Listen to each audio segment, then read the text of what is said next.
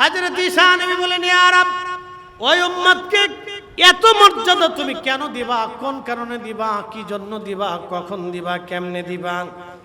আল্লাহ বলেন, ঈসা রে, আমার আখিরি নবীর ভিতরে, উম্মতের ভিতরে আমি এমন কিছু কিছু বিশেষ বিশেষ সময় দিব, রজনী দিব, দিন দিব, মুহূর্ত দিব, যেই মুহূর্তগুলি তোমার আমার এই বান্দা 400 বছর ধরে এই পাথরের ভিতরে ইবাদত করেছে।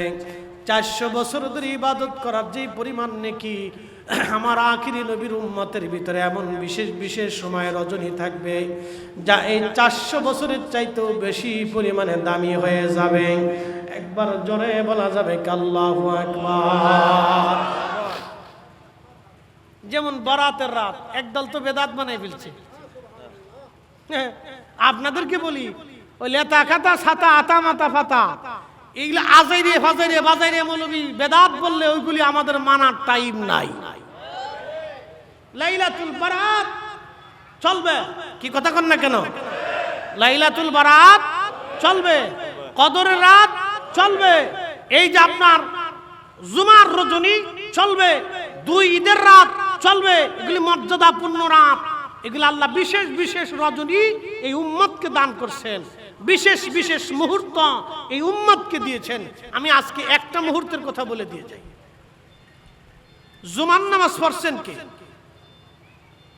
সবাই তো পড়ছেন কম বেশি। আচ্ছা, যে পড়েন নাই তারা হাত উঁচা করাই, আমি শরম দিব না, তারা আমি শুধু একটু ফজিলত বর্ণনা করে শোনাচ্ছি, শুনে যান। এখানে জুমার নামাজের মসজিদ থেকে তার বাড়ি দূরত্ব এরকম কোন ব্যক্তি আছেন যার 400 কদম হবে? মানে আপনার বাড়ি থেকে মসজিদ পর্যন্ত হাইটে যাইতে 400 পা লাগবে, মানে 400 কদম, 1 2 3 4 5 6 7 8 9 এরকম 400 কদম হবে। এরকম কারো বাড়ি আছে? আচ্ছা, অনেকেরই আছে, মাশাআল্লাহ, অনেকের এরকম 400 কদম আছে। এবার আছে, আপনি আপনাদেরকে আজকে একটা পরিসংখ্যান দিয়ে যাই। ঈসা রুহুল্লাহ তিনি দেখছেন 400 বছর পাথর ইবাদত করে। আল্লাহ বলেন, এর চেয়ে তো দামি উম্মত বানাবো যাদের একটা মুহূর্তে 400 বছরের চাইতে বেশি দামি হবে। আমি আপনাদেরকে আজকে জুমা থেকে বুঝাই যে দাম কি জিনিস। উম্মতের যদি এত দাম হয় তো রসুলেরটা পরে হিসাব আসতেছি, আগে আসেন উম্মতেরটা বুঝাই দিয়ে যায়। আচ্ছা, 400 কদম মসজিদে যেতে 400 কদম, আসতে 400 কদম, তাহলে কত কদম হচ্ছে? 800 কদম। একজন মুসল্লি, বাকিটা বাদ দিচ্ছি, একজনেরটা হিসেবে আছি। আল্লাহ রসুল সুনান তিরমিজি জুমার ফজিলত সংক্রান্ত আলোচনার ভিতরে এসেছে, আল্লাহর হাবিব বলছেন, উম্মত ইয়া আইয়ুহাল্লাযীনা আমানু, হে ঈমানদার, ইযা নুদি আলিস সালাতি মিন ইয়াউমিল জুমআ ফাসআউ ইলা যিকরিল্লাহি ওয়া যারুল বাই। এই ঈমানদার, জুমার নামাজের আজান পড়ার পরে বেচা বিক্রি, ব্যবসা বাণিজ্য, ঘর সংসার সব কিছু ছেড়ে দিয়ে তুমি মসজিদের দিকে আল্লাহর স্মরণে জুমা আদায় করার জন্য রওনা হয়ে যাও। কেন? রাসূল করিম বলতেছেন, উম্মত রে, জুমার জন্য গোসল করে পাক সাফ হয়ে সুন্দর পোশাক পরিধান করে, জুমার নামাজে খয়রাতি পোশাক পরেন না, খয়রাতি পোশাক জুমাতে পরেন না, ঈদের দিনে খয়রাতি পোশাক পরেন না, সর্বোত্তম দামি ভালো পোশাকটা পরবেন। আল্লাহ যদি সামর্থ্য দিয়ে থাকে তো দামিটা পরবেন, আর সামর্থ্য না দিলে যা আছে ওটা পরিষ্কার করে পরিচ্ছন্ন করে আতর গোলাপ লাগাইয়া সুন্দর করে খুব সুন্দরতার সাথে মসজিদে যাবেন, খয়রাতি সিস্টেমে যাবেন না। হযরত আল্লাহর নবী বলতেছেন, সাহাবীরা জুমার নামাজ পড়ার জন্য বান্দা রওনা হয়ে গেলেন, হাঁটা শুরু করলেন, হেঁটে হেঁটে মসজিদে রওনা হয়ে মসজিদে গেলেন, ইমাম সাহেবের কাছাকাছি বসলেন, খুতবা শুনলেন, ধীর স্থিরতার সাথে জুমা আদায় করলেন, কোনো কথাবার্তা ফায়সা, কোনো অবাঞ্ছিত অবান্তর কথাবার্তা না বলে আল্লাহর ইয়াদে জুমার নামাজ আদায় করে আবার জুমার নামাজ পড়ে পায়ে হেঁটে হেঁটে তার বাড়িতে চলে আসছে।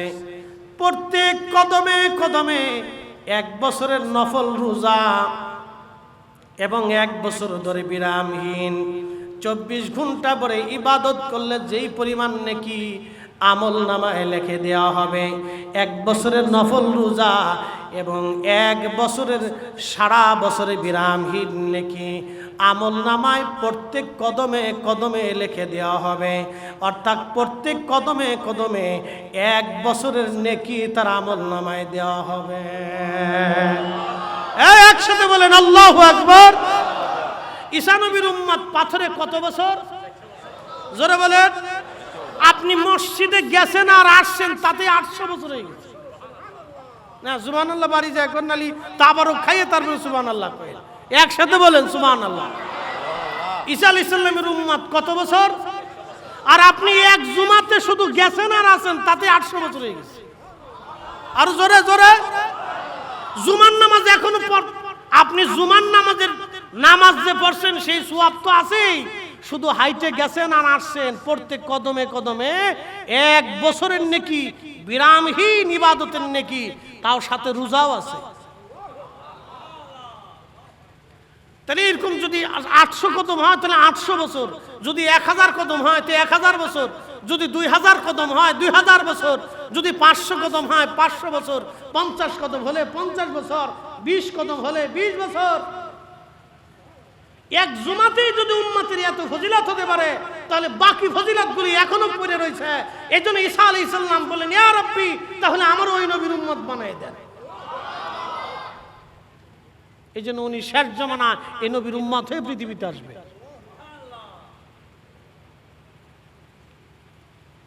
এখন বাকিটা চিন্তা করে, উম্মতের যদি এই ফজিলত হয় তো উম্মতের নবীর কত ফজিলত।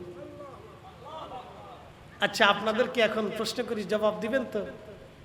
আমরা যদি মুসা আলাইহিস সালামের উম্মত হইতাম তাহলে প্রত্যেক কদমে 1 বছরের নেকি হইতো।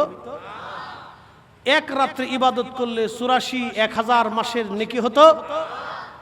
1 রজনী ইবাদত করলে এইরকম জীবনের গুনাহ মাফ হতো। 1 ওয়াক্ত নামাজ পড়লে 27 গুণ নেকি হতো। হারামে 1 রাকাত নামাজ পড়লে 1 লক্ষ রাকাতের সওয়াব হতো। এই নবীর উম্মত হওয়ার জন্য আল্লাহ আমাদেরকে মর্যাদা দিয়েছেন শুধুমাত্র এই নবীর উম্মতের জন্য। আমরা শ্রেষ্ঠ নবীর শ্রেষ্ঠ উম্মত, আমরা শ্রেষ্ঠ নবীর শ্রেষ্ঠ উম্মত। এজন্য সর্বকালের জন্য আমাদের রাসূল শ্রেষ্ঠ। কথা বলেন ঠিক না ঠিক? এজন্য নতুন করে দলিল দিয়ে তো আপনার বোঝানোর দরকার নাই। আপনারই এত ঝালাই ফলাই করে বুখারী শরীফের দলিল টেনে, ও সিয়াসিত্তার দলিল এনে, অমুক তফসিরের দলিল এনে, অমুক ইমামের বক্তব্য এনে আপনাকে দলিল দিতে হবে। কারণ কি আপনি বুঝেন না? আপনার এত বুঝাইতে হবে কারণটা কি? অঙ্কের ক্লাসের মতো teacher square plus B square দিয়ে খালি বুঝাচ্ছে আপনারে, সারাদিন এত বুঝাইতে হবে কেন? অল্পতেই তো বোঝা যায়। আল্লাহ আমাদেরকে সম্মান দিয়েছেন, এই মর্যাদা দিয়েছেন। এই জন্য কোন এক কবি তিনি লিখেছিলেন, শরফুল মাকিনা ও শরফুল মাকান, শরফুল মাকানে ও শরফুল মাকিন। কিছু জায়গার কারণে মানুষের দাম বাড়ে, কিছু মানুষের কারণে জায়গার দাম বেড়ে যায়। আমাদের রসুলের কারণে আমাদের দাম বাড়ছে। কথা কোন ঠিক কিনা? আচ্ছা, এখন আসেন, পৃথিবীতে একটা সন্তান কিয়ামতের আগে জন্ম হবে, তার নাম হবে মুহাম্মদ। আমার রসুলের নামে নাম হবে মুহাম্মদ, বাবার নাম হবে আব্দুল্লাহ।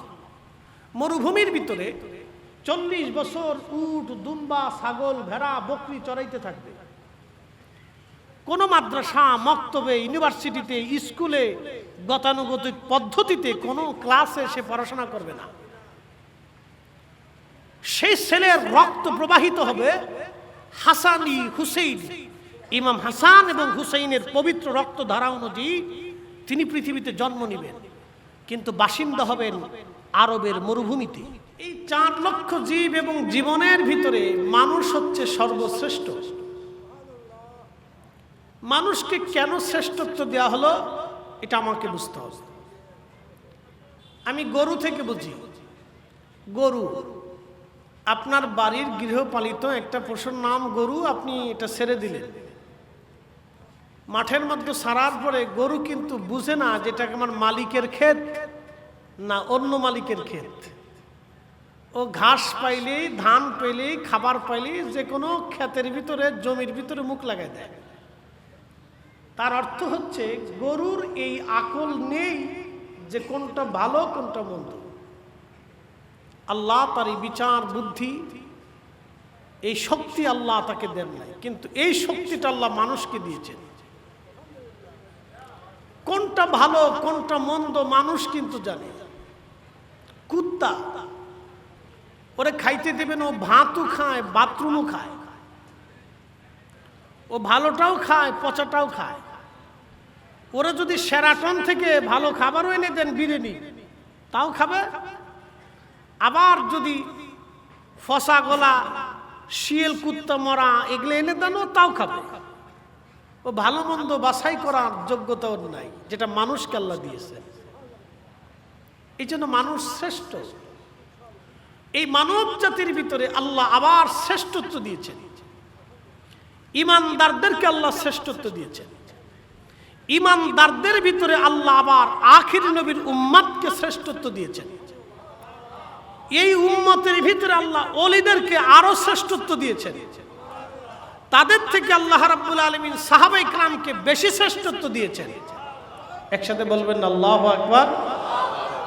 শ্রেষ্ঠত্ব শ্রেষ্ঠত্ব বাড়তেছে। কুনতুম খায়রা উম্মাতিন উখরিজাত লিন-নাসি তা'মুরুনা বিল মা'রুফ।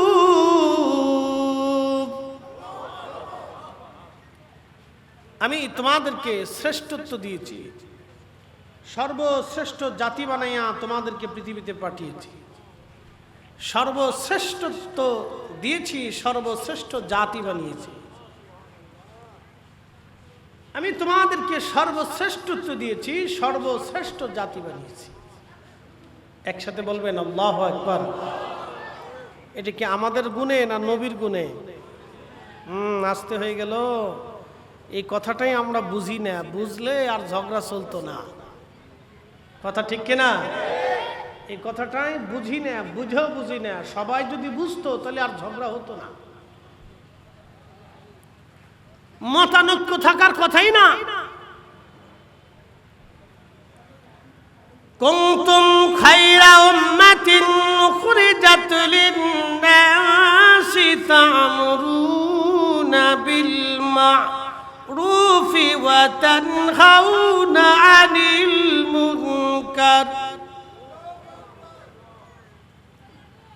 তোমরা তামাম সৃষ্টির মধ্যে তোমরা শ্রেষ্ঠ। কেন শ্রেষ্ঠ?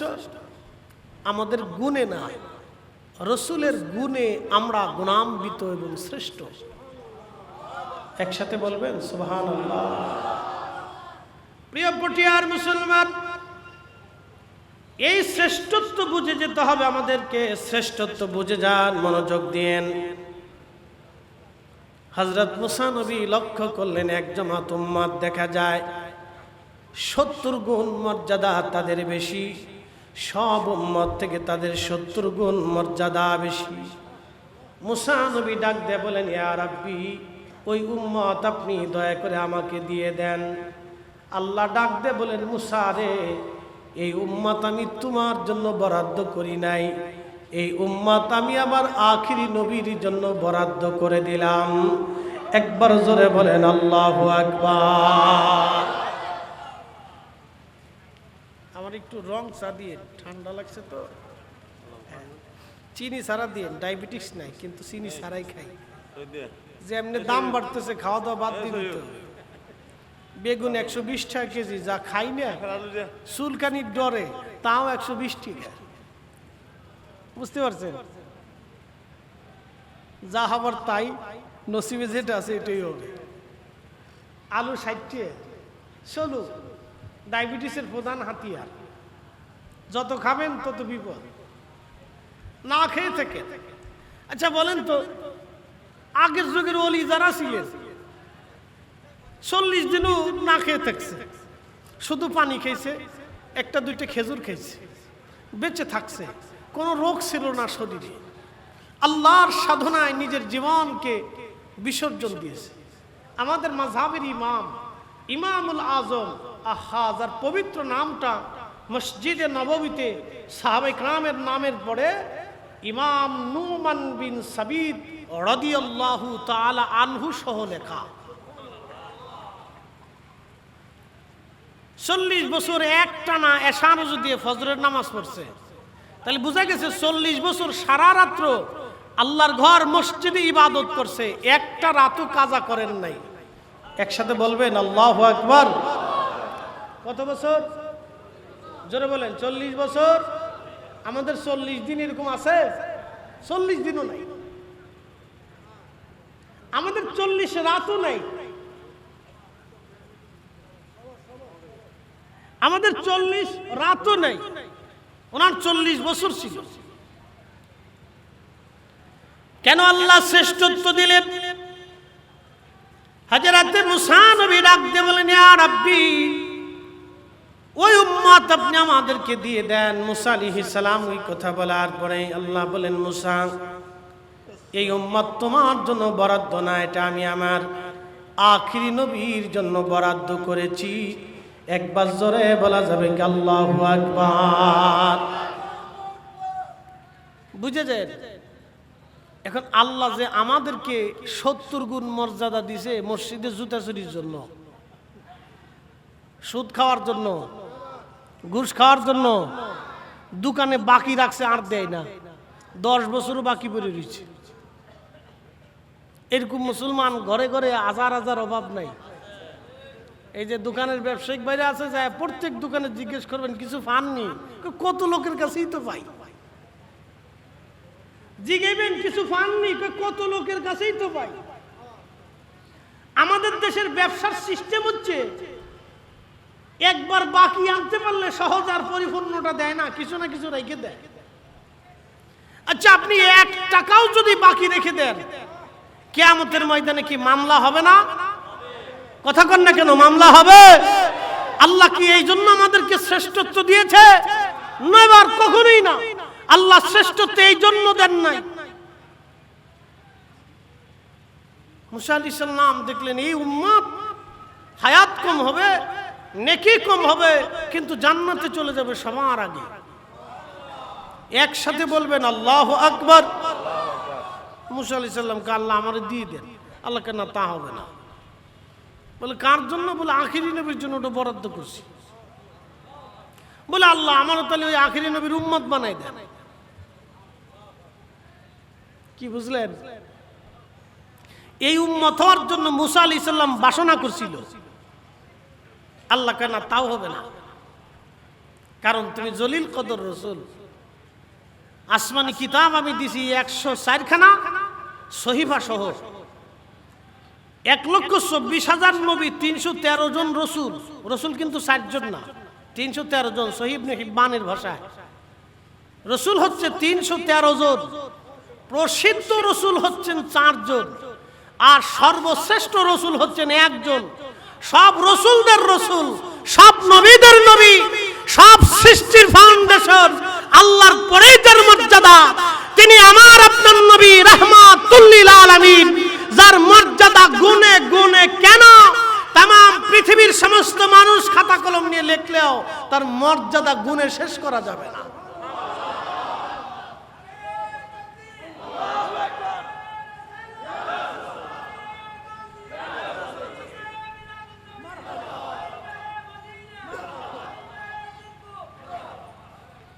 অনেক ভাইরা আমাদেরকে বলবে যে আপনারা রসুলের প্রশংসা করতে করতে আল্লাহর উপরে উঠান। আচ্ছা, আল্লাহর উপরে উঠানোর কোনো সুযোগ আছে? আল্লাহ কি মেসালহীন না মেসালওয়ালা? আল্লাহর তো কোনো মেসালই নেই। তো মেসাল যেখানে নাই সেখানে আমরা উপরে কেমনে উঠাবো?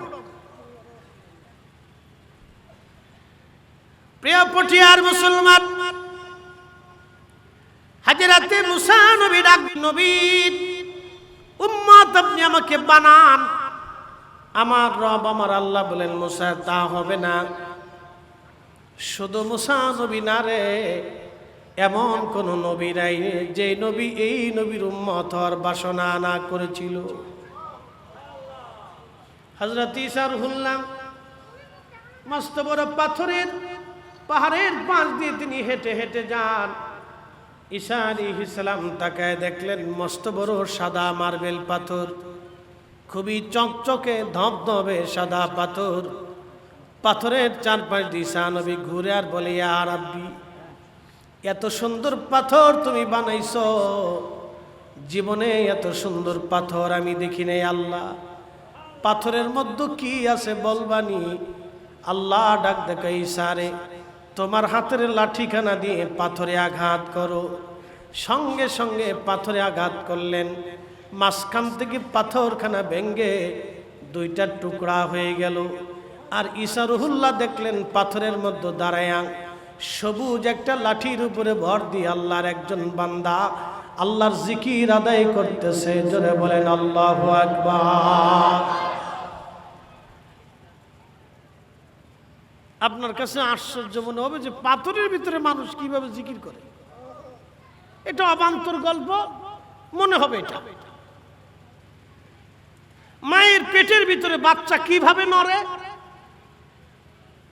মায়ের পেটের ভিতরে বাচ্চা কিভাবে বাঁচে, মায়ের পেটের ভিতরে বাচ্চার খাবার কে দিছে, মায়ের পেটের ভিতরে বাচ্চার আপনার অক্সিজেন কে দিয়েছিল, মায়ের পেটের ভিতরে আপনার পানি কে দিয়েছিল, মায়ের পেটের ভিতরে আপনার পুষ্টি কে দিয়েছিল, মায়ের পেটের ভিতরে যিনি পুষ্টি দিয়েছিলেন, যিনি অক্সিজেন দিয়েছিলেন, যিনি বাতাস দিয়েছিলেন, যিনি পানি দিয়েছিলেন, যিনি রক্ত দিয়েছিলেন, যিনি খাবার পৌঁছে দিয়েছিলেন, যিনি আপনার সাপ মায়ের পেটে ব্যবস্থা করেছিলেন, তিনি ওই আল্লাহ পাথরের ভিতরে মানুষ বাঁচাইতেই পারে। কি কথা ঠিক কিনা? মায়ের পেটের ভিতরে খাবার কে দিছে? জোরে বলেন। দুনিয়াতে কে দেয়? যিনি মায়ের পেটে খাবারের ফয়সালা করতে পারলেন, তিনি কি দুনিয়াতে ফয়সালা করতে পারে না? তো এই বিশ্বাস যদি থাকে তাহলে মানুষ এখনো ঘুষ খায়। তার মানে বোঝা গেল 100% আল্লাহর প্রতি বিশ্বাস নাই। আল্লাহতে ইয়াকিনওয়ালা, আখিরাতে বিশ্বাসীওয়ালা, আল্লাহর রাসূলের মহব্বত করনেওয়ালা কখনো দুই নম্বরই করতে পারে না, সুদ ঘুষ খাইতে পারে না, অন্যায় কাজ করতে পারে না, জুলুম করতে পারে না। কি কথা কর না কেন? আখিরাতে বিশ্বাসীওয়ালা, এক আল্লাহতে ইয়াকিনওয়ালা এবং কবরে বিশ্বাসীওয়ালা, আল্লাহ রাসূলের ইশকওয়ালা কোন উম্মতে কাজ করতে পারে না।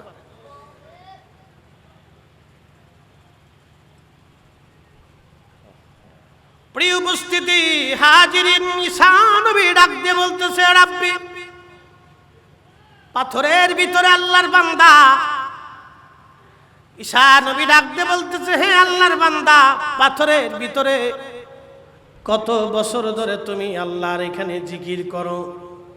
বলে, নবী গো, 1 আর 2 বছর না, 400 বছর ধরে এই পাথরের মধ্যে আমি আল্লাহ জিকির করি।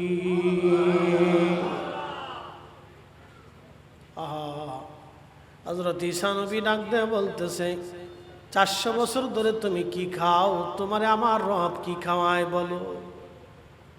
আল্লাহর বান্দা বলতেছে, হুজুর, এই পাথরের মধ্যে আল্লাহ একটা আঙ্গুর গাছ লাগাইছে, ওই আঙ্গুর খেয়ে খেয়ে 400 বছর ধরে আমি পাথরের ভিতরে আল্লাহর ইবাদত করি। হযরত ঈসা রুহুল্লাহ ডাক দেখে, রাব্বি, 400 বছর ধরে দুনিয়ার জঞ্জাল মুক্ত রেখেছ, দুনিয়ার সন্তান, স্ত্রী, পুত্র, পরিজন, সমাজ, সমাজ, রাষ্ট্র, রাজনীতি, অর্থনীতি, বিদ্যানীতি, পেট নীতি, সব নীতি থেকে আলাদা করে শুধু পাথরের মধ্যে নির্জনে নিবৃতে তারে 400 বছর ধরে একবারে একাগ্র চিত্তে কিনের সাথে খুবই বিশ্বাসের সাথে 400 বছর ধরে তুমি তার ইবাদত করাইতেছো। আল্লাহ, এর চাইতেও দামি মর্যাদাওয়ালা কোনো মানুষ দুনিয়াতে আর আসেনি বলো, নবীরা সারা। আল্লাহর নবী ঈসা রুহুল্লাহর প্রশ্নের জবাবে আল্লাহ ডাক দে বলেন, ঈসা রে, আহা, এর চাইতেও দামি শ্রেষ্ঠ মানুষ আমি আল্লাহ দুনিয়াতে পাঠাবো। বলে, রাব্বি, তারা কারা? আল্লাহ ডাক দে বলেন, ঈসা রে, তারা আমার আখিরি নবীর উম্মত, রহমতের নবীর উম্মত, হাবিবের উম্মত। একবার জোরে বলবেন কি আল্লাহু আকবার। শ্রেষ্ঠ নবী দিলাম তরিয়ে নিতে রোজ হাসরে, ঠিক কিনা? শ্রেষ্ঠ নবী দিলাম তরিয়ে নিতে রোজ হাসরে, পথ না ভুলি তাই তো দিলে পাক কুরআনের বাণী খুদা, তোমার মেঘের বাণী। সুন্দর ফল সুন্দর ফল, মিঠা নদীর পানি খুদা, আহা খুদা তোমার মেঘের বাণী। তুমি কতই দিলে রতন ভাই বাড়াদার পুত্র স্বজন, ক্ষুধা পেলে অন্ন জুগাও মানি চাই না মানি খুদা, তোমার মেঘের বাণী। সুন্দর ফল সুন্দর ফল, মিঠা নদীর পানি খুদা, তোমার মেঘের বাণী। সালাতুন ইয়া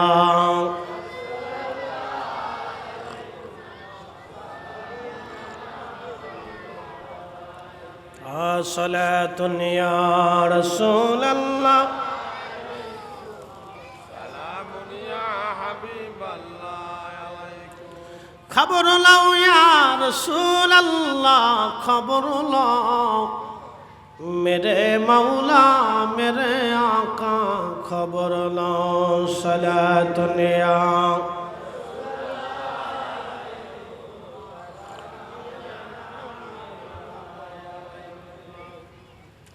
আমি ভুটান গেলাম। ভুটান তো ভুটানের ইন্ডিয়ার জলপাইগুড়ি জেলার একটা এলাকার নাম আছে জয়গা। হ্যাঁ, জলপাইগুড়ি জেলার জয়গাতে মাহফিল। তো মাহফিল শেষ করে এখানে ভুটানের বর্ডার আছে। তা আমাকে মুসল্লিরা নিয়ে গেল, যে হুজুর চলেন একটু ভুটান ঘুরে আসে। বলে ঠিক আছে চলেন। ইন্ডিয়ান পাসপোর্ট দিয়ে, তখন ইন্ডিয়ান ভিসা দিয়ে ভুটান ঢোকা যেত। এখন কি আছে জানি না, বেশ অনেক আগে, 7-8 বছর আগে। তো ভুটানের একটা বৌদ্ধ মন্দির আছে, জাতীয় বৌদ্ধ মন্দির। আমাদের যেমন জাতীয় মসজিদ বাইতুল মোকাররম, ওদের জাতীয় মন্দির আছে। পাহাড়ের সাইডে পাহাড় কেটে, পাথরের পাহাড় কেটে খুব সুন্দর করে ওরা মন্দির নির্মাণ করছে। এটা তাদের ধর্মের বিশ্বাস। কোনো ধর্ম নিয়ে কটাক্ষ করা আমাকে আল্লাহ এখতিয়ার দেয় নাই, এই জন্য কোনো ধর্ম নিয়ে আমি কটাক্ষ করি না। এটা ওনার বিশ্বাস, উনি আল্লাহর কাছে জবাব দেবেন। তবে আমারটা সত্য, এটা আমি নির্ভুলভাবেই জানি। কথা ঠিক কিনা? ইসলাম সত্য, কোনো সন্দেহ? একসাথে বলেন, কোনো সন্দেহ? প্রত্যেক ধর্মে একাধিক খোদার অস্তিত্ব আছে। আবার বলি, প্রত্যেক ধর্মে একাধিক খোদার অস্তিত্ব আছে। উইদাউট মুসলিম, একমাত্র মুসলমান ধর্মে এক খোদায় বিশ্বাসী। লা ইলাহা, জোরে বলেন লা ইলাহা। আমরা শুধু এক আল্লাহতে বিশ্বাসী। পৃথিবীর সমস্ত ধর্মে একাধিক খোদায় তারা বিশ্বাসী। যেমন সনাতন ধর্মে যারা আছে, আমাদের দেশে যারা হিন্দু বলে আমরা চিনি, তাদের বিশ্বাস হচ্ছে বিদ্যার দেবতা আছে, খাবারের দেবতা আছে, সূর্যের দেবতা আছে, মাছের দেবতা আছে, গাছের, এরকম তাদের 33 কোটি দেবতার একটা অস্তিত্ব তারা বিশ্বাস করে থাকে। কিন্তু আমাদের বিশ্বাস, আমাদের রব কয়জন? একসাথে বলেন, কয়জন? এক আল্লাহতে যে বিশ্বাসী, সে অন্যায় করতে পারে না। কথা বলেন। এইবার ঠিক বলবেন না আমি জানি, এবার ঠিক খুব কম হবে, কারণ এবার আওয়াজটা একটু দুর্বল হয়ে যাবে। এক আল্লাহতে যিনি বিশ্বাসী, সে কখনো জুলুম করতে পারে না। এক আল্লাহতে যে বিশ্বাসী, তার অহংকার থাকতে পারে না, কারণ অহংকার একমাত্র আল্লাহ। অহংকার একমাত্র কার? এক আল্লাহতে যে বিশ্বাসী, সে ক্ষমতা পাওয়ার পরে দাম্ভিক হতে পারে না, কারণ ক্ষমতার মালিক আল্লাহ। জোরে বলেন, ক্ষমতার মালিক। আমি আপনাদেরকে বুঝাইতেছি, এক আল্লাহতে যে বিশ্বাসী, সে ক্ষমতা পাওয়ার পরে দাম্ভিক হতে পারে না। সে ক্ষমতা আসার পরে সে দাম্ভিক হতে পারে না, কারণ সে এক আল্লাহতে বিশ্বাসী। তার জানা উচিত আমি সকালে বাদশা আসি, বিকেলে নাও থাকতে পারি, কারণ ফাইসালা ওখান থেকে আসে, আর সে মহল্লা থেকে আসে, আমাদের কোনো ফাইসালা নাই। প্রিয় উপস্থিতি, একমাত্র ইসলাম ধর্মটাই এক খোদায় আমরা বিশ্বাসী, এক আল্লাহতে বিশ্বাসী। যদি বেশি খোদা পৃথিবীতে হতো তাহলে কি হতো আমি আপনাদেরকে বুঝাই। প্রত্যেক দিন সকালবেলা সূর্য উদিত হয়, নির্দিষ্ট টাইমে সূর্য উদয় হয়। আবহাওয়া অধিদপ্তর আপনাকে বলে দিবে কালকে সূর্য উদয় হবে সকাল 5:45 সূর্য উদয় হবে। আবার শীতকাল গরমকালের সূর্য উদয়ের ভিন্নতা হবে। শীতে রাত বড় হয়ে যায়, গ্রীষ্মকালে রাত ছোট হয়ে যায়, দিন বড় হয়ে যায়। শীতকালে দিন ছোট হয়ে যায়, রাত বড় হয়। সূর্য উদয় হবে, সূর্য নির্দিষ্ট টাইমে উদয় হয়, 1 ঘন্টা পরেও হবে না, 1 ঘন্টা আগেও হবে না। যদি ক্ষুধা 2 জন হতো তাহলে একজন সূর্যের ক্ষুধা, একজন আলোর ক্ষুধা, আর একজন রাতের ক্ষুধা, একজন দিনের ক্ষুধা আর একজন রাতের ক্ষুধা। 2 ক্ষুধা কিলিকিলি করত, মারামারি করত।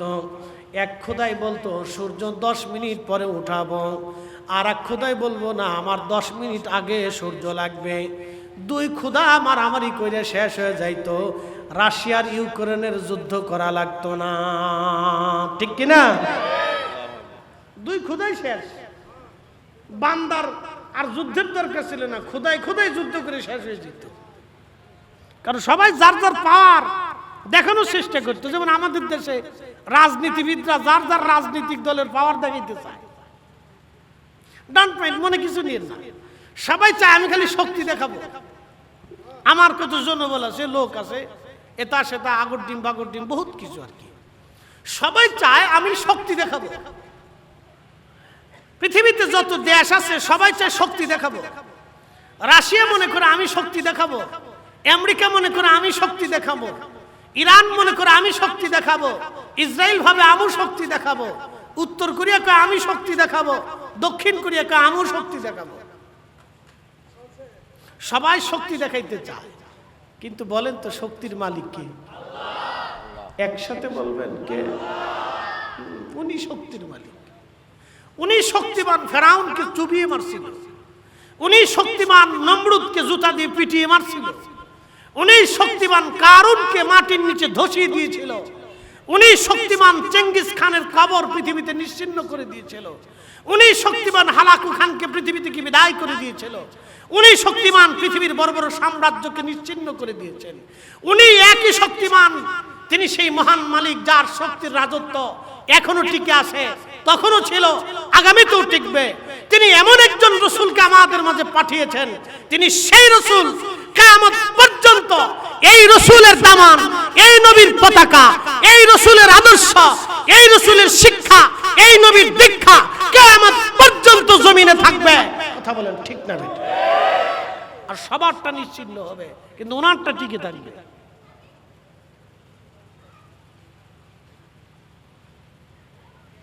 এই জন্য সুফি যারা ছিলেন, ওলি যারা ছিলেন, তারা দুনিয়ার শক্তিতে বিশ্বাসী ছিলেন না।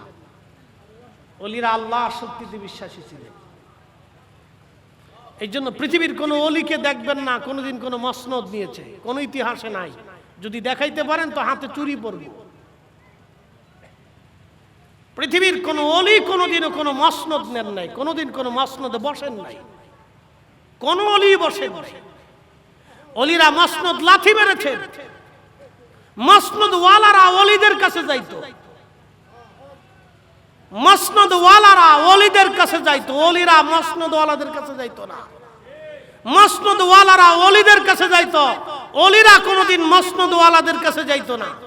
মুহাম্মদ ঘুরি খাজা বাবা আজমিরির কাছে গিয়েছিলেন, খাজা বাবা আজমিরি মুহাম্মদ ঘুরির কাছে আসেন নাই। মুজাদ্দিদ আল ফেসানি হিন্দি সম্রাট আকবরের কাছে জাহাঙ্গীরের কাছে যান নাই। জাহাঙ্গীর সম্রাট জাহাঙ্গীর হযরত মুজাদ্দিদ আল ফেসানির কাছে গিয়েছিলেন। খাজা বাহদাবানি নকশবন্দি সম্রাট হুমায়ুনের কাছে যান নাই, সম্রাট হুমায়ুন ওনার কাছে গিয়েছিলেন। হযরতে সুলতান মাহমুদ গজনবী উনার কাছে আলী ফাহমুদি আবুল হাসান খেরকানি আসেন নাই, উনি আবুল হাসান খেরকানির কাছে গিয়েছিলেন। পৃথিবীর মসনদওয়ালারা ওলিদের কাছে যাইতেন, ওলিরা মসনদওয়ালাদের কাছে আসতেন না। কোন নজির নেই, কোন নজির আপনি দেখাইতে পারবেন না, কোন ইতিহাসে নেই। ইমাম আজম, ইমাম আবু হানিফা, ইমাম শাফিঈ, ইমাম মালিক, ইমাম হাম্বলি, পৃথিবীর বড় বড় আইম্মে کرام, উলামে کرام, ফুদালে کرام, বড় বড় মুহাদ্দিসে کرام কোনদিন মসনদের কাছে যান নাই। কোন নজির নাই, দেখাইলে দেখাইতে পারেন, একটা ইতিহাস দেখান। পৃথিবীর কোন মুহাদ্দিস, ইমাম বুখারী, ইমাম মুসলিম, ইমাম তিরমিজি, ইমাম ইবনে মাজাহ, ইমাম নাসাই, ইমাম হাকিম, পৃথিবীর কোন ইমাম, কোন মুহাদ্দিস, কোন মুফাসসির, কোন ফকিহ কোনদিন কোন মসনদের কাছে যান নাই। মসনদ আলালা ওনাদের কাছে আসতো। একসাথে বলবেন না আল্লাহু আকবার। না আপনি দেখান, ইতিহাস থেকে বলতেছি। হ্যাঁ তকবীর লাগবো না, জিমে গেছে গা পাবলিক, যেমনি পোল্ট্রি মুরগি খায় না, জিমে কি হবে? এই জন্য যুগে যুগে অলির তা টিকে থাকে, মসনদওয়ালারা হারিয়ে যায়, কিন্তু অলির জিয়ারত টিকে থাকে, অলিদের সিলসিলা টিকে থাকে, অলিদের বারকা টিকে থাকে, কিন্তু মসনদওয়ালারা হারায় যায়, মসনদ থাকে না। বাংলাদেশে কত প্রধানমন্ত্রী আসবে, কত রাজনীতি আসবে, কত দল আসবে, সব হারায় যাবে, কিন্তু শাহজালাল টিকেই থাকবে। ঠিক আসতে বলেন কেন, জোরে বলেন। উনি টিকেই থাকবে। ভারতে প্রধানমন্ত্রী আসবে, কত নেতা আসবে, কত সৈন্য সামন্ত আসবে, কিন্তু খাজা আজমিরি টিকেই থাকবে, টিকেই থাকবে। কারণ ওনারা খুশি করছে কাকে? শাহানশাহে শাহানশাহকে, বাদশার বাদশাকে খুশি করছে, বাদশার বাদশাকে খুশি করছে। তা আমাদের কাজ হলো বাদশার বাদশাকে খুশি করা, আমাদের কাজ হচ্ছে বাদশার বাদশাকে খুশি করা, আমাদের কাজ হচ্ছে ওই বাদশার যিনি হাবিব তাকে খুশি করা, ওই বাদশার বন্ধুর গোলামি করা। কি কথা কন না কেন, ঠিক কিনা? রাসূলের গোলামি করা, যার গোলামি করে পৃথিবীতে মানুষ দুনিয়া আখিরাতের বাদশাহী নিয়েছে। মুকুটহীন, সাম্রাজ্যহীন, সৈন্য সামন্তহীন, মন্ত্রণালয়হীন বাদশাহী তারা নিয়েছে, যার কারণে যুগে যুগে যুগে যুগে যুগে যুগে কোটি কোটি মানুষ তাদের জিয়ারতে শুধু যাইতে থাকে, যাইতে থাকে, যাইতে থাকে, বন্ধ হয় না।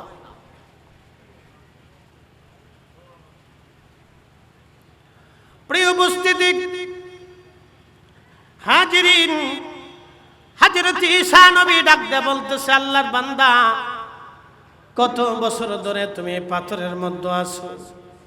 বলে 400 বছর ধরে পাথরের মধ্যে আছি। কি খাও? বলে আঙ্গুর খেয়ে বাঁচায় রাখছে আল্লাহ। ঈসা নবী বললেন, ইয়া রাব্বি, এর চাইতো দামি মানুষ দুনিয়াতে আসেনি? আল্লাহ বলেন, হ্যাঁ, এর চাইতো দামি মানুষ আমি দুনিয়াতে বানাবো। বলে তারা কারা? বলে তারা আখিরি নবীর উম্মত। সুবহানাল্লাহ, কি বাড়ি যায়। হযরত ঈসা নবী বলেন, ইয়া রাব, ওই উম্মতকে এত মর্যাদা তুমি কেন দিবা? কোন কারণে দিবা? কি জন্য দিবা? কখন দিবা? কেমনে দিবা? আল্লাহ বলেন, ঈসা রে, আমার আখিরি নবীর ভিতরে, উম্মতের ভিতরে আমি এমন কিছু কিছু বিশেষ বিশেষ সময় দিব, রজনী দিব, দিন দিব, মুহূর্ত দিব, যেই মুহূর্তগুলি তোমার আমার এই বান্দা 400 বছর ধরে এই পাথরের ভিতরে ইবাদত করেছে। 400 বছর ধরে ইবাদত করার যে পরিমাণ নাকি আমার আখিরি নবীর উম্মতের ভিতরে এমন বিশেষ বিশেষ সময় রজনী থাকবে, যা এই 400 বছরের চাইতেও বেশি পরিমাণে দামি হয়ে যাবে। একবার জোরে বলা যাবে আল্লাহু আকবার। যেমন বরাতের রাত একদল তো বেদাত বানাই ফেলছে। আপনাদেরকে বলি ওই লেতা খাতা ছাতা আতা মাতা ফাতা এইগুলো আজাইরে ফাজাইরে বাজাইরে মৌলবী বেদাত বললে ওইগুলি আমাদের মানার টাইম নাই। লাইলাতুল বারাত চলবে, কি কথা কন না কেন? লাইলাতুল বারাত চলবে, কদরের রাত চলবে, এই যে আপনার জুমার রজনী চলবে, দুই ঈদের রাত চলবে, এগুলি মর্যাদাপূর্ণ রাত, এগুলো আল্লাহ বিশেষ বিশেষ রজনী এই উম্মতকে দান করছেন, বিশেষ বিশেষ মুহূর্ত এই উম্মতকে দিয়েছেন। আমি আজকে একটা মুহূর্তের কথা বলে দিয়ে যাই। জুমার নামাজ পড়ছেন কে? সবাই তো পড়ছেন কম বেশি। আচ্ছা, যে পড়েন নাই তারা হাত উঁচা করাই আমি শরম দিব না, তারা আমি শুধু একটু ফজিলত বর্ণনা করে শোনাচ্ছি, শুনে যান। এখানে জুমার নামাজের মসজিদ থেকে তার বাড়ি দূরত্ব এরকম কোন ব্যক্তি আছেন যার 400 কদম হবে? মানে আপনার বাড়ি থেকে মসজিদ পর্যন্ত হাইটে যাইতে 400 পা লাগবে, মানে 400 কদম, 1 2 3 4 5 6 7 8 9 এরকম 400 কদম হবে। এরকম কারো বাড়ি আছে? আচ্ছা, অনেকেরই আছে, মাশাআল্লাহ, অনেকের এরকম 400 কদম আছে। এবার আছে আপনি আপনাদেরকে আজকে একটা পরিসংখ্যান দিয়ে যাই। ঈসা রুহুল্লাহ তিনি দেখছেন 400 বছর পাথর ইবাদত করে, আল্লাহ বলেন এর চেয়ে তো দামি উম্মত বানাবো যাদের একটা মুহূর্তেই 400 বছরের চাইতে বেশি দামি হবে। আমি আপনাদেরকে আজকে জুমা থেকে বুঝাই যে দাম কি জিনিস। উম্মতের যদি এত দাম হয় তো রসুলেরটা পরে হিসাব আসতেছি, আগে আসেন উম্মতেরটা বুঝাই দিয়ে যায়। আচ্ছা, 400 কদম মসজিদে যেতে 400 কদম, আসতে 400 কদম, তাহলে কত কদম হচ্ছে? 800 কদম। একজন মুসল্লি, বাকিটা বাদ দিচ্ছি, একজনেরটা হিসেবে আছি। আল্লাহ রসুল সুনানুত তিরমিজি জুমার ফজিলত সংক্রান্ত আলোচনার ভিতরে এসেছে, আল্লাহর হাবিব বলছেন, উম্মত ইয়া আইয়ুহাল্লাযীনা আমানু, হে ঈমানদার, ইযা নুদি আলিস সালাতি মিন ইয়াউমিল জুমআ ফাসআউ ইলা যিকরিল্লাহি ওয়া যারুল বাই। এই ঈমানদার, জুমার নামাজের আজান পড়ার পরে বেচা বিক্রি, ব্যবসা বাণিজ্য, ঘর সংসার সব কিছু ছেড়ে দিয়ে তুমি মসজিদের দিকে আল্লাহর স্মরণে জুমা আদায় করার জন্য রওনা হয়ে যাও। কেন? রাসূল করিম বলতেছেন, উম্মত রে, জুমার জন্য গোসল করে পাক সাফ হয়ে সুন্দর পোশাক পরিধান করে, জুমার নামাজে খয়রাতি পোশাক পরেন না, খয়রাতি পোশাক জুমাতে পরেন না, ঈদের দিনে খয়রাতি পোশাক পরেন না, সর্বোত্তম দামি ভালো পোশাকটা পরবেন। আল্লাহ যদি সামর্থ্য দিয়ে থাকে তো দামিটা পরবেন, আর সামর্থ্য না দিলে যা আছে ওটা পরিষ্কার করে পরিচ্ছন্ন করে আতর গোলাপ লাগাইয়া সুন্দর করে খুব সুন্দরতার সাথে মসজিদে যাবেন, খয়রাতি সিস্টেমে যাবেন না। হযরত আল্লাহর নবী বলতেছেন, সাহাবীরা জুমার নামাজ পড়ার জন্য বান্দা রওনা হয়ে গেলেন, হাঁটা শুরু করলেন, হেঁটে হেঁটে মসজিদে রওনা হয়ে মসজিদে গেলেন, ইমাম সাহেবের কাছাকাছি বসলেন, খুতবা শুনলেন, ধীর স্থিরতার সাথে জুমা আদায় করলেন, কোনো কথাবার্তা ফায়সা, কোনো অবাঞ্ছিত অবান্তর কথাবার্তা না বলে আল্লাহর ইয়াদে জুমার নামাজ আদায় করে আবার জুমার নামাজ পড়ে পায়ে হেঁটে হেঁটে তার বাড়িতে চলে আসছে। প্রত্যেক কদমে কদমে 1 বছরের নফল রোজা এবং 1 বছর ধরে বিরামহীন 24 ঘন্টা পরে ইবাদত করলে যেই পরিমাণ নেকি আমল নামায় লিখে দেওয়া হবে, 1 বছরের নফল রোজা এবং 1 বছরের সারা বছরে বিরামহীন নেকি আমল নামায় প্রত্যেক কদমে কদমে লিখে দেওয়া হবে। অর্থাৎ প্রত্যেক কদমে কদমে 1 বছরের নেকি তার আমল নামায় দেওয়া হবে। একসাথে বলেন আল্লাহু আকবার। ঈসা নবীর উম্মত পাথরে কত বছর? জোরে বলেন। আপনি মসজিদে গেছেন আর আসছেন তাতে 800 বছর হয়ে গেছে না। সুবহানাল্লাহ বাড়ি যায় কোন নালি তাবারক খাইয়ে তারপর সুবহানাল্লাহ কয়, একসাথে বলেন সুবহানাল্লাহ। ঈসা আলাইহিস সালামের উম্মত কত বছর? আর আপনি এক জুমাতে শুধু গেছেন আর আছেন তাতে 800 বছর হয়ে গেছে। আর জোরে জোরে। জুমার নামাজ এখনো আপনি জুমার নামাজের নামাজ যে পড়ছেন সেই সওয়াব তো আছেই, শুধু হাইটে গেছেন আর আসছেন, প্রত্যেক কদমে কদমে 1 বছরের নেকি, বিরামহীন ইবাদতের নেকি, তাও সাথে রোজাও আছে। তাহলে এরকম যদি 800 কদম হয় তাহলে 800 বছর, যদি 1000 কদম হয় তো 1000 বছর, যদি 2000 কদম হয় 2000 বছর, যদি 500 কদম হয় 500 বছর, 50 কদম হলে 50 বছর, 20 কদম হলে 20 বছর। এক জুমাতেই যদি উম্মতের এত ফজিলত হতে পারে, তাহলে বাকি ফজিলতগুলি এখনো পড়ে রয়েছে। এজন্য ঈসা আলাইহিস সালাম বলেন, ইয়া রাব্বি, তাহলে আমার ওই নবীর উম্মত বানায় দেন। এই জন্য উনি শেষ জামানা এই নবীর উম্মত হয়ে পৃথিবীতে আসবে।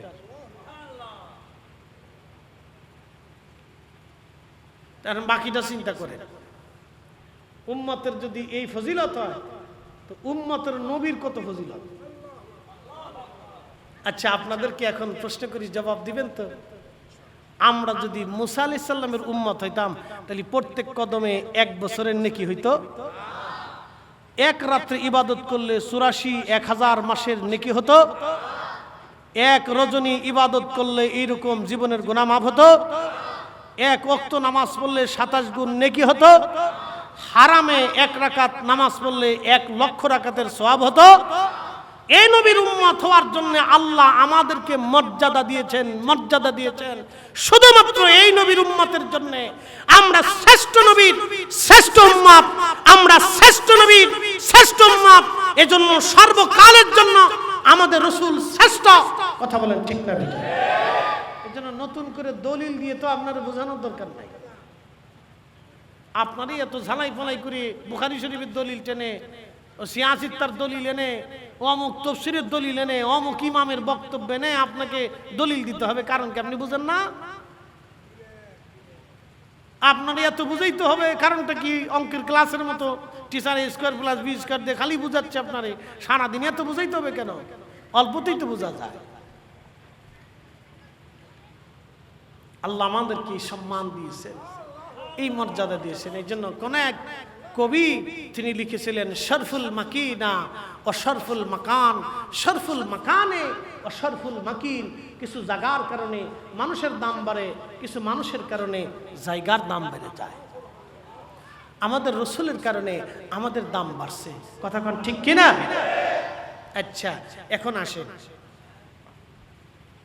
পৃথিবীতে একটা সন্তান কিয়ামতের আগে জন্ম হবে, তার নাম হবে মুহাম্মদ। আমার রসুলের নাম হবে মুহাম্মদ, বাবার নাম হবে আব্দুল্লাহ। মরুভূমির ভিতরে 40 বছর উট, দুম্বা, ছাগল, ভেড়া, বকরি চড়াইতে থাকবে। কোন মাদ্রাসা, মক্তবে, ইউনিভার্সিটিতে, স্কুলে গতানুগতিক পদ্ধতিতে কোনো ক্লাসে সে পড়াশোনা করবে না। সেই ছেলের রক্ত প্রবাহিত হবে হাসানি হুসেইন। ইমাম হাসান এবং হুসেইনের পবিত্র রক্ত ধারা অনুযায়ী তিনি পৃথিবীতে জন্ম নেবেন, কিন্তু বাসিন্দা হবেন আরবের মরুভূমিতে। সেই সন্তানের আরেকটা পরিচয় হচ্ছে ইমাম মাহদী আলাইহিস সালাতু ওয়াস সালাম। একসাথে বলা যাবে আল্লাহু আকবার, বুঝে যায়। তিনি হাসানি হুসেইনি রক্তে আসবে, হাসানি হুসেইনি রক্তে। ইমাম হাসান এবং হুসাইনের পবিত্র রক্ত ধারা অনুযায়ী তিনি পৃথিবীতে আসবে।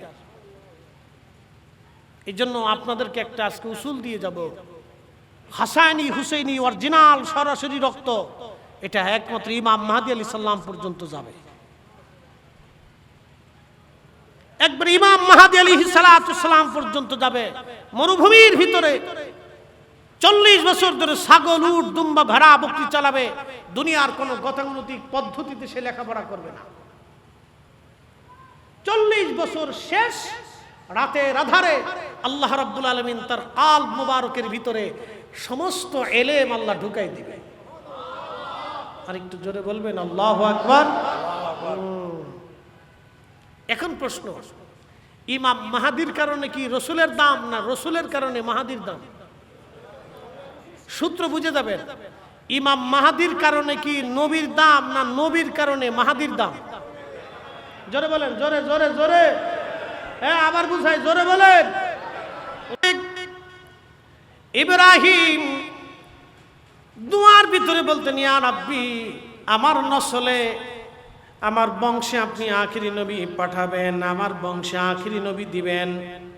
কারণ ইব্রাহিম জানতেন উনার নসলে যদি আখিরি নবী যায় ওনার নসল সম্মানিত হবে।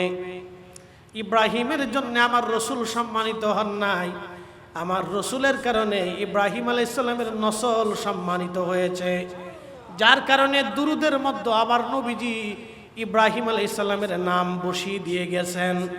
যদি রসুল না বসাইতেন পৃথিবীর কোনো আলেমের কলিজায় সাহস ছিল না ওই দুরুদের ভিতরে কোন নবীর নাম বসাই দেওয়ার জন্যে। কারণ আমার রসুল নিজে বসাই দিয়ে গেছেন। একবার জোরে বলা যাবে কি আল্লাহু আকবার। এখন প্রশ্ন, ইব্রাহিম আলাইহিস সালামের কারণে কি নবীর দাম বাড়ছে না রসুলের কারণে ইব্রাহিমের দাম বাড়ছে? বুঝে গেছেন আপনি? রসুলে করিমের কারণে ইব্রাহিম আলাইহিস সালামের নসলের মর্যাদা বাড়ছে। ইব্রাহিম আলাইহিস সালামের নসলের কারণে আমার রসুলের মর্যাদা বাড়ে নাই। কারণ ইব্রাহিম আলাইহিস সালামের নসলে হযরতে সাইয়্যিদুনা ঈসা আলাইহিস সালাতু ওয়াস সালামের বেটা হযরত ইয়াকুব আলাইহিস সালাম, তার বেটা হযরত ইউসুফ আলাইহিস সালাতু ওয়াস সালাম, এই নসল দিয়ে আল্লাহ ৭০,০০০ নবী পাঠিয়েছেন। ৭০,০০০ নবীকে এক পাল্লায় দিবেন। আর সাইয়্যিদুনা ঈসা হযরত ইসমাঈল আলাইহিস সালাম যাবিহিল্লাহর নসল দিয়ে আল্লাহ একজন নবী পাঠিয়েছেন। তিনি সর্বকালের সর্বশ্রেষ্ঠ, সর্বমুহূর্তের জন্য শ্রেষ্ঠ, সর্বসময়ের জন্য শ্রেষ্ঠ। তিনি কঠিন মেহেশ্বরের মাকামে মাহমুদের অধিপতি। তিনি আল্লাহর পেয়ারা মেহবুব। এই নবীর মতো আল্লাহ কাউকে হাবিব কখনো বানান নাই, আর কখনো বানাবেন না। তিনি এমন একজন নবী যার সুপারিশে বেহেশতের ভিতরে বেহেশতীদের মর্তবা মর্যাদাকে আল্লাহ আরো বুলন্দ করে বেহেশতের উচ্চ আসনে বান্দাকে আসীন করবে রসুলের সিগনেচার সুপারিশের কারণে। তিনি সেই নবী যার এক নসলে সাইয়্যিদুনা ইব্রাহিম আলাইহিস সালামের নসল আল্লাহ সম্মানিত করেছেন। একসাথে বলা যাবে আল্লাহু আকবার। বলেন, রসুলের শান বোঝানোর জন্য কি বেশি দলিলের দরকার? একটুতে বুঝলেই হয়ে যায়, বেশি দলিল লাগে না। এই জন্য কবি বলতেছেন, শরফুল মাকিনা অশরফুল মাকান, শরফুল মাকানে অশরফুল মাকিন। কিছু জায়গার কারণে মানুষের দাম বাড়ে, কিছু মানুষের কারণে জায়গার দাম বাড়ে। আমার দিকে তাকান, অ্যাটেনশন। আমাদের এক ভাই তিনি বক্তব্যে বলেছেন যে রসুলকে দেখলে জাহান্নাম হারাম হবে, জান্নাতে চলে যাবে, এমন কোনো ডকুমেন্টস আমাদের কাছে নাই। উনি বলতে পারেন, কারণ বলার স্বাধীনতা তো আছে। কি কথা ঠিক না? বলার স্বাধীনতা আছে, উনি বলতে পারেন। ওনার বলার স্বাধীনতা আমার এই ভাইয়ের আছে, বলতে পারে। কিন্তু এখন আপনাদেরকে প্রশ্ন করি, শুধু বুঝলে জবাব দিবেন। হযরত আবু বকর সিদ্দিক রাদিয়াল্লাহু আনহুর দাম শুধু কি নামাজে, রোজা, জিকিরে, ফিকিরে, না রসুলের সোহবতের কারণে? সহজভাবে বুঝবেন, বেশি কঠিন কিছু না। সাহাবায়ে কেরামের মর্যাদা, তারা সাহাবী, আসহাবুন নবী, তারা রসুলের সাহাবী, নবীর সাথী, নবীর সঙ্গী। কেন? নবীকে দেখার কারণে, রসুলকে সহযোগিতা করার কারণে, রসুলের দর্শে বসার কারণে, নবীর খেদমত করার কারণে, নবীর কাছ থেকে শিক্ষা দীক্ষা নেওয়ার কারণে আল্লাহ তাদেরকে এত দাম দিলেন, এত দাম দিলেন আল্লাহ, যে আল্লাহ তার জবানের ভাষায় বললেন রাদিয়াল্লাহু আনহুম অরদু আন, আমি আল্লাহ তাদের উপরে খুশি, তারা আমি আল্লাহর উপরে খুশি। সব সাহাবীর উপরে আল্লাহ নিজে খুশি হয়ে গেলেন। একসাথে বলা যাবে আল্লাহু আকবার। কারণ কি? নবীর কারণে। জোরে বলেন, কার কারণে? না না, জোরে বলেন, জোরে বলেন। আরে রসুলের কারণে যদি সাহাবীরা জান্নাতের সার্টিফিকেট পায়, তো নবী দেখলে ঈমান থাকলে জান্নাতে যাবে না, এই মর্মে হাদিস নেই। আপনার হাদিস লাগবে কি? আপনার হাদিসের দরকার কি? আপনি কোরআন থেকে বুঝতে পারেন না, আপনি বিবেক থেকে বুঝতে পারেন না, আপনার হাদিস লাগবে কারণটা কি? সরাসরি হাদিস থাকলে হবে নাকি?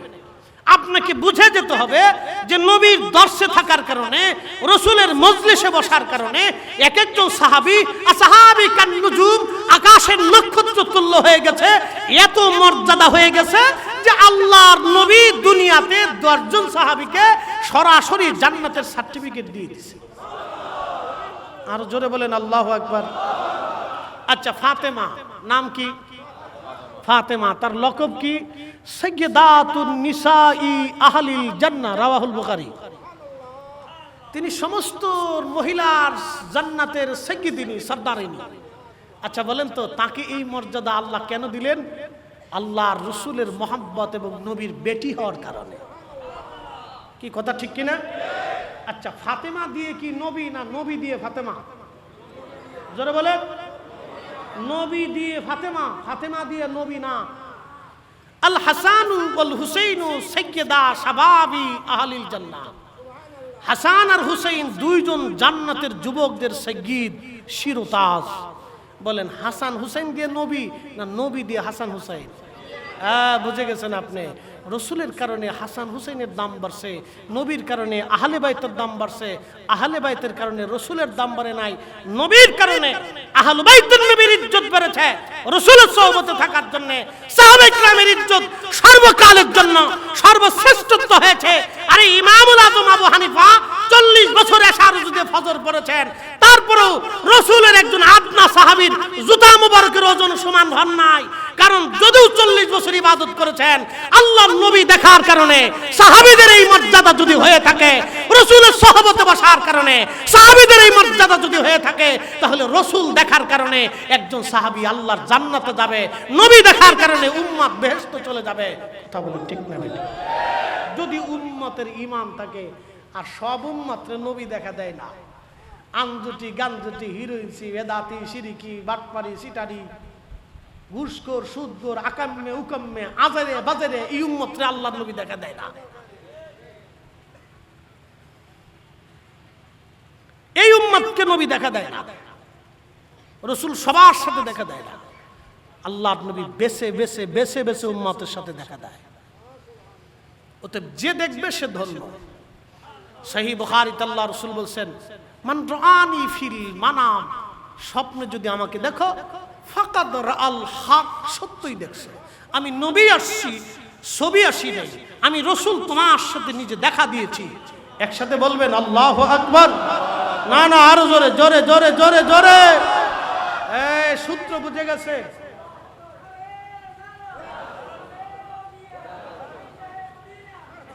আচ্ছা বসে। আপনাদেরকে বুঝাইতে পারছি? সূত্র সহজ, কঠিন কিছু না, একবারে সহজ সূত্র। প্রিয় উপস্থিতি, হাজিরিন, হযরত ইমাম মাহদী দুনিয়াতে আসবেন।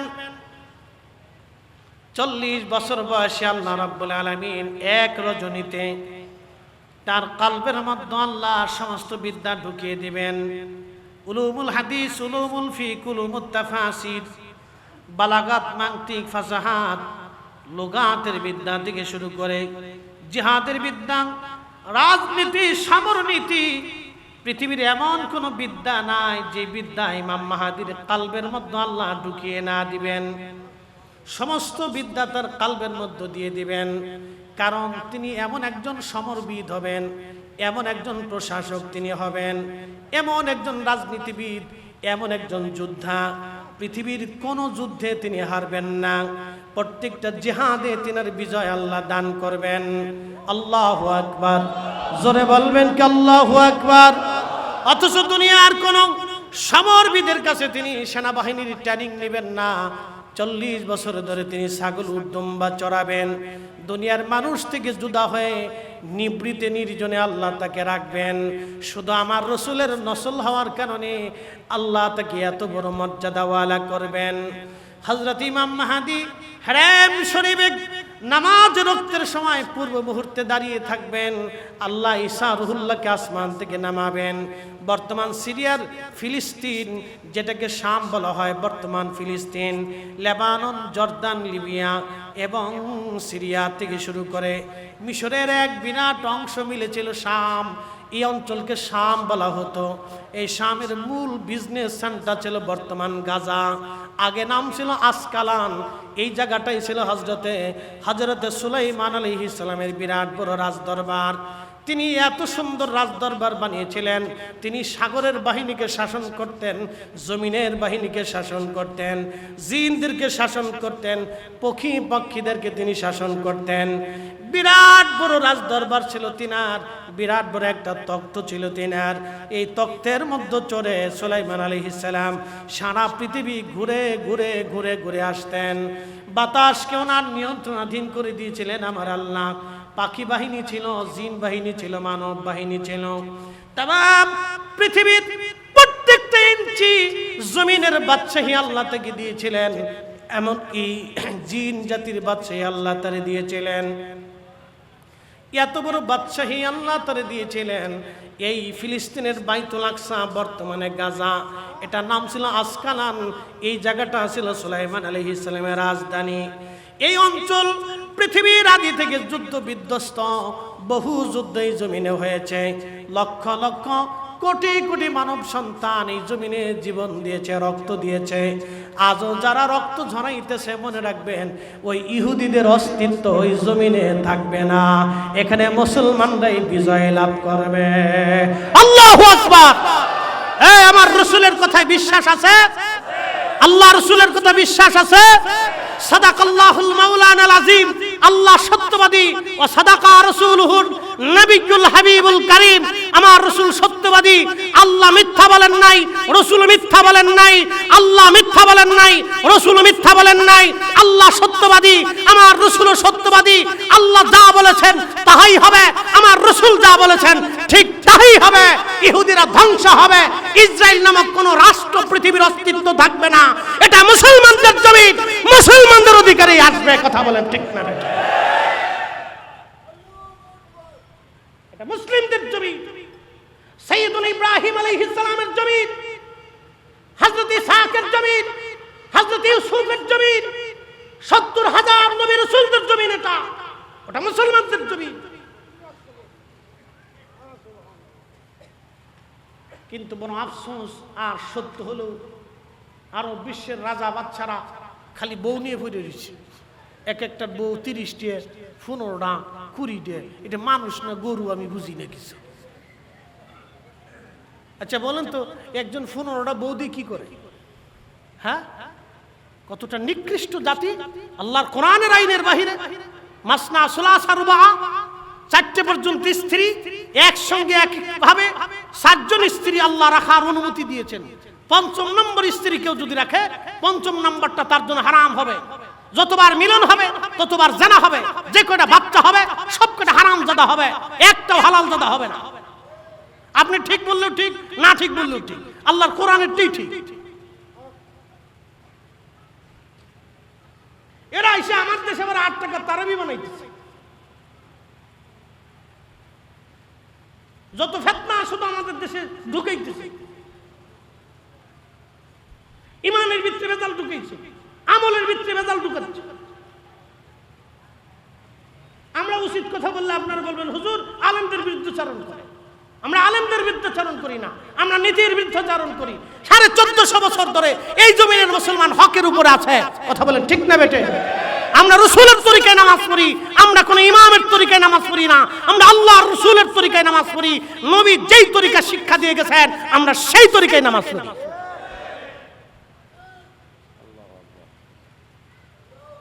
আমরা বললে বলবেন যে আপনারা কি বেশি বুঝেন? সৌদি আরবের হুজুরা বেশি বুঝে না? সৌদি আরবের হুজুর হলে বেশি বুঝে নাকি?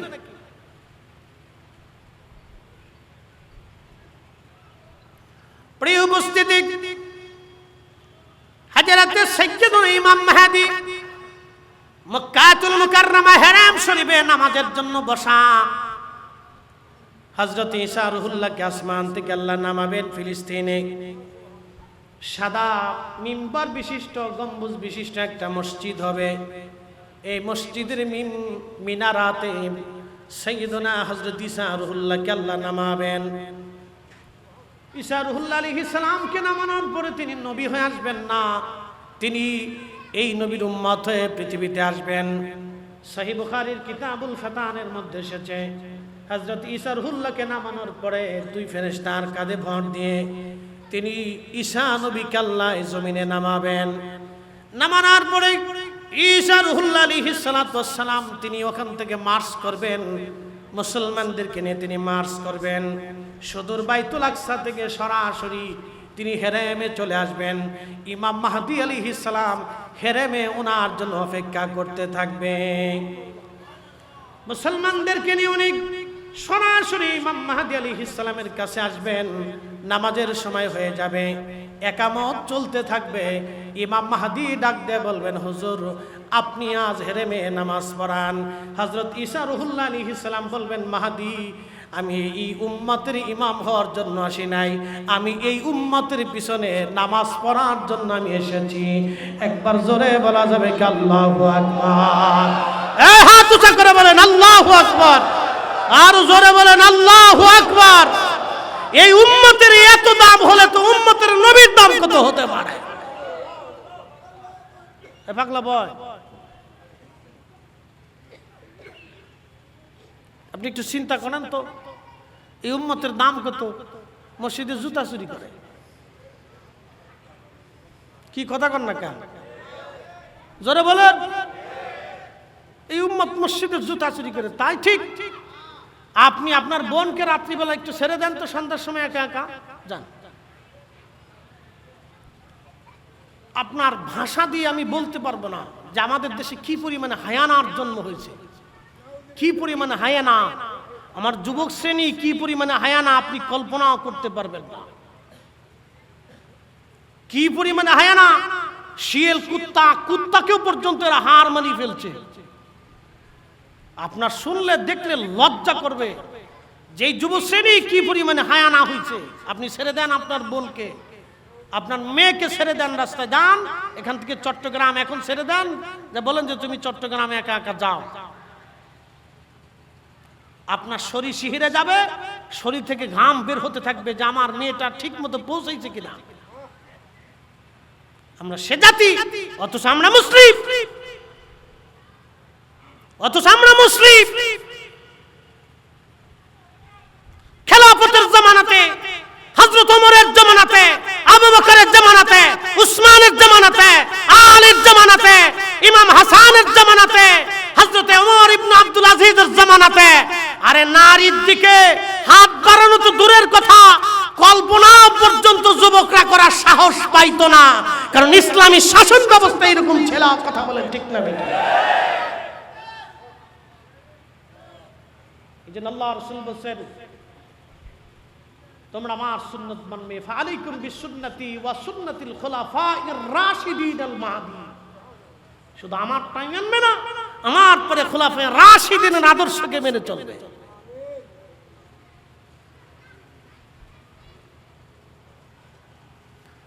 প্রিয় উপস্থিতি, হাজরাতে আল্লাহর নবী ডাক দিয়ে বললেন, সাহাবীরা আমি যেইভাবে খোদার জমিনে খোদার দিন আমি কায়েম করেছি, ইসলামী জীবন ব্যবস্থা যেইভাবে প্রতিষ্ঠিত করেছি, আমার মাহদী তামাম দুনিয়াতে, আমার মাহদী তামাম পৃথিবীতে এইভাবে খোদার দিন সে প্রতিষ্ঠিত করবে।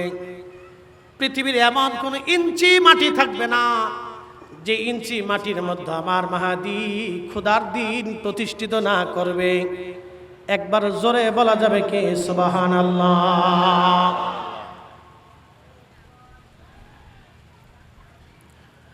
আল্লাহর নবী হযরতে ঈসা রুহুল্লাহ তিনি উম্মত হয়ে দুনিয়াতে আসবেন। মাহদীকে বলবেন, হুজুর আমি এই উম্মতের পিছনে নামাজের জন্য আসছি, আজকে আমি নামাজ পড়াবো না, আপনি নামাজ পড়াবেন, আপনার পিছনে আমি আজ ইক্তেদা করব। হযরত ঈসা আলাইহিস সালাম নামাজ পড়বেন। নামাজ শেষ হয়ে যাওয়ার পরে তিনি ওখান থেকে সরাসরি মদিনাতুল মুনাওয়ারার দিকে রওনা দিবেন। হেরেম থেকে আরাক হেরেমের দিকে রওনা করবেন। বাইতুল্লাহ থেকে মসজিদে নববীর দিকে রওনা করবেন। মসজিদে নববীতে তিনি সরাসরি আল্লাহর হাবিবের রওজা মোবারকের সামনে যে দাঁড়াইয়া আল্লাহর নবীকে সর্বপ্রথম উনি সালাম দিবেন। মুস্তাদরিক হাকিম লিসহিহাইনে ইমাম হাকিম বিশুদ্ধ সনদে হাদিস লিখতেছেন, ইমাম যাহাবী আত-তালখিসের মধ্যে হাদিসকে সহিহ বলেছেন। আল্লাহর নবী বলতেছেন, হযরতে মাহদী হযরত ঈসা রুহুল্লাহ তিনি মক্কাতুল মুকাররমা থেকে সরাসরি আমার রওজা মোবারকে আসবে, আমার রওজার পাশে দাঁড়ায় ঈসা সালাম দেবে, আর আমি নবী তার সালামের জবাব দিয়ে দেব। হ্যাঁ, চিৎকার মেরে বলেন আল্লাহু আকবার। তাহলে বলেন রাসূল আছে না নাই? আগামীতেও আছে না নাই? রওজা থেকে সালামের উত্তর দেয় কিনা? উম্মত চিনে কিনা? উম্মত দেখে কিনা? আগামীতেও দিবে কিনা? ঈসা নবীর সালামের জবাব দিবে কিনা? এজন্য আমরা বলি হায়াতুন নবী, হায়াতুন নবী, হায়াতুন নবী, হায়াতুন নবী। যে মানলে মানুক, না মানলে না মানুক, সেটা তার বিষয়। আমরা মানি হায়াতুন নবী। কথা বলেন ঠিক কিনা? কত ক্লিয়ার না? ভেজাল আছে? আমি পরিষ্কার মাপ পছন্দ করি, পরিষ্কার কথা বলি। শোনেন, আমাদেরকে কিছু গভীরতা বুঝতে হয়। শুধু ইসলামের বাহ্যিক রূপটাকে আমরা, দিকটাকে আমরা শুধু ব্যাখ্যা করব না। আমাদের ইসলামের ভিতরে কিছু আভ্যন্তরীণ বিষয় আছে, কি গভীরতা আছে, এগুলো আমাদেরকে উপলব্ধি করতে হয়। যেমন আমি আপনাদেরকে বুঝাই, এখানে আমরা পৃথিবীতে 3 ধরনের চিকিৎসা পদ্ধতি আছে। একটা হচ্ছে অ্যালোপ্যাথিক, আর একটা হচ্ছে হোমিওপ্যাথিক, আর একটা হচ্ছে কবিরাজি। আছে না? সারা ওয়ার্ল্ডই আছে। একটা হচ্ছে অ্যালোপ্যাথিক, একটা হোমিওপ্যাথিক, আর একটা হচ্ছে কবিরাজি। তো 3 চিকিৎসা পদ্ধতি কিন্তু তার ভিন্নতা আছে। গবেষণাও ভিন্নতা আছে, চিকিৎসা পদ্ধতিরও ভিন্নতা আছে, প্রেসক্রিপশনও ভিন্নতা আছে। কবিরাজি চিকিৎসার জন্য আপনাকে গাছ গাছরা, তরু লতা পাতা, বিভিন্ন নির্যাস থেকে এটা আপনাকে চিকিৎসা দেওয়া হয়। আচ্ছা বলেন, গাছের ভিতরে উপকারিতা কি আমরা দিছি না আল্লাহ দিছে? একই গাছ তুলসী পাতা, আপনি এটাকে শেষে প্রক্রিয়া করে বাসক পাতা দিয়ে, মধু দিয়ে যদি আপনি সেবন করেন, তা আপনার ঠান্ডা কাশির নিরাময় হবে। তুলসী পাতা, এটার ভিতরে একটা গুণাবলী আল্লাহ দিছেন, ওটা কিন্তু ওই মাটি থেকেই হয়েছে। একই মাটি থেকে তুলসী পাতা, ঠিক একই মাটি থেকে আল্লাহ আর একটা পাতা দিছে, ধুত্রা পাতা। নাম তো জানেন, ধুত্রা পাতা বা ধুত্রা গাছ। এটা কাঁটা বিশিষ্ট ফল হয়। তো এই ধুত্রা পাতা যদি আপনি রস বানায় সেবন করেন, তো আপনার লুঙ্গি আর জায়গায় থাকবে না। লুঙ্গি খুলে আপনি মাথায় বেঁধে সানা পটিয়া পরে ঘুরবেন আর বলবেন যে ডক্টর ইউনুসরে আমি এ দেশে তাড়াবো। ও কি বুঝে? আমি ডক্টর ইউনুস। তা বুঝতেছেন আপনি কি হয়ে গেছেন? আপনার লুঙ্গি জায়গা নাই, লুঙ্গি শেষ। কারণ কি? একই পাতা আপনি সেবন করছেন, পাগল হয়ে গেছেন। ঠিক ওই একই পাতা, ধুত্রা পাতা, যদি আপনি ডাক্তারি রুলস অনুযায়ী, সূত্র অনুযায়ী যদি আপনি সেবন করেন, তাহলে আপনার খুজলি, পাঁচরা, একজিমা, খাইজে নিঃশুল্কে নিয়ে এটা ভালো হবে। কবিরাজি করে দিয়ে গেলাম আর কি, খালি ওয়াজ করলে তো হবে না, একটু কবিরাজির দরকার আছে। কিন্তু যদি আপনি এখানে সেবন করতে প্রক্রিয়া অনুযায়ী সূত্র ভুল করেন, তাহলে আপনি পাগল হবেন। আর যদি সূত্র ঠিক থাকে, তাহলে আপনি নিরাময় হবেন, আপনি সুস্থ হবেন। আর যদি সূত্র ভুল করেন, তাহলে অসুস্থ হবেন।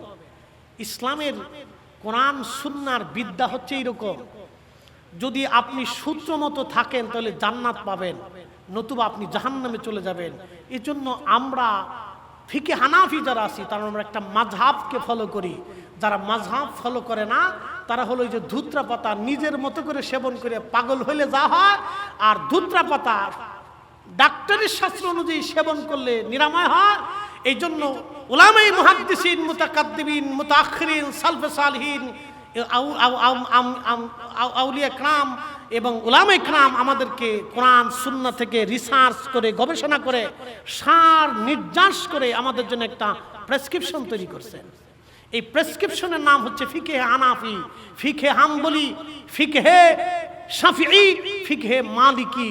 আপনি যে কোনো একটা মাযহাবকে, একটা ফিকহকে আপনি ফলো করবেন, না করলে আপনার বিপদ আছে।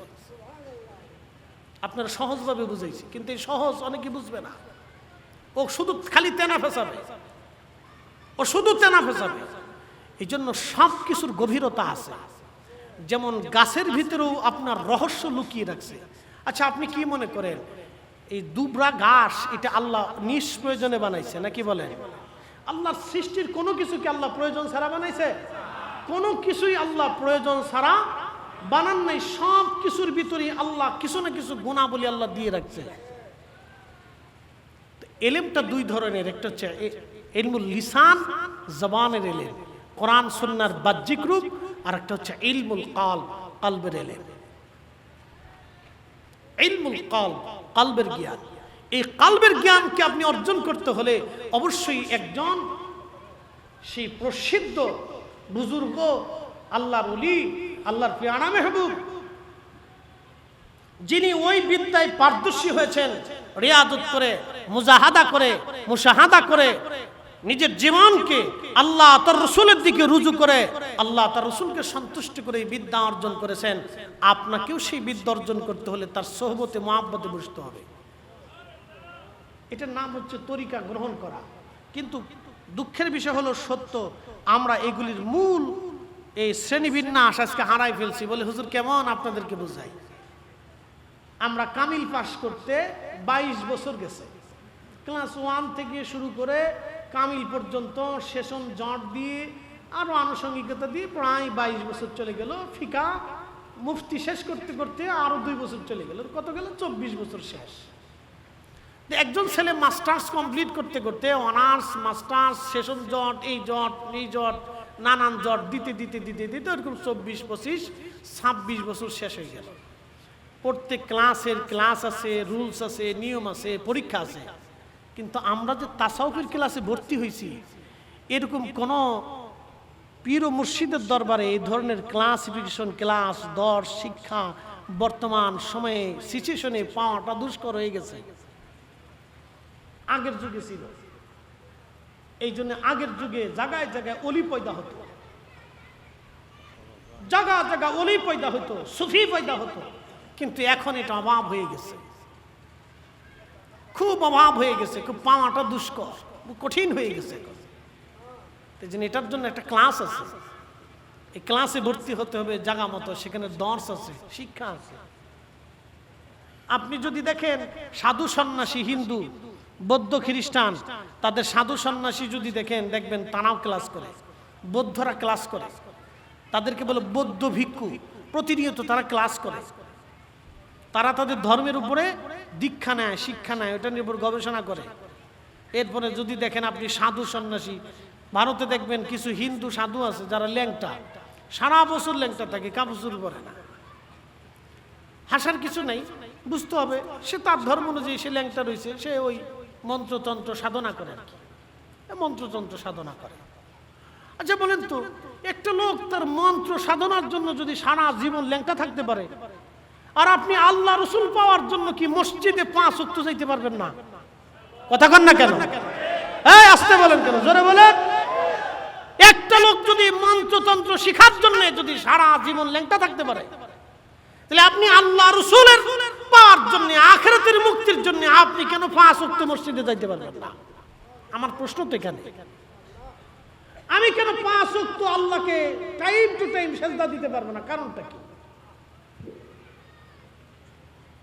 এই জন্য ফিরে আসেন আল্লাহর দিকে, ফিরে আসতে হবে আল্লাহ রসুলের দিকে।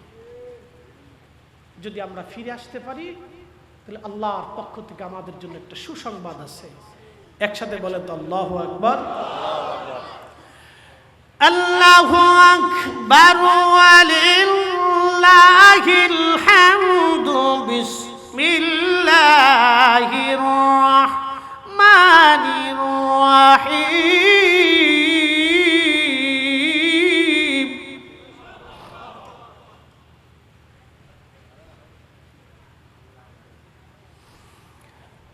الذين آمنوا وكانوا يتقون لهم البشرى في الحياة الدنيا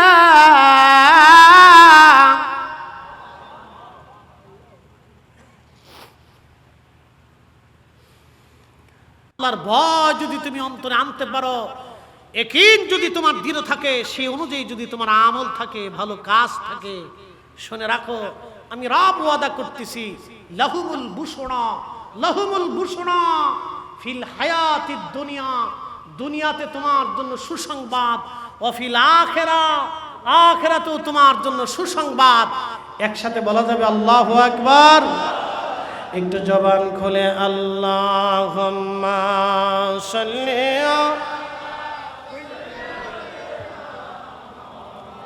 ভালো আছেন?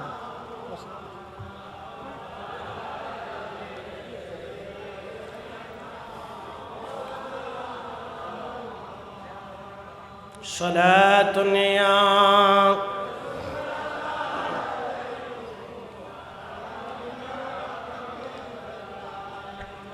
সালাতুন ইয়া রাসূলুল্লাহ।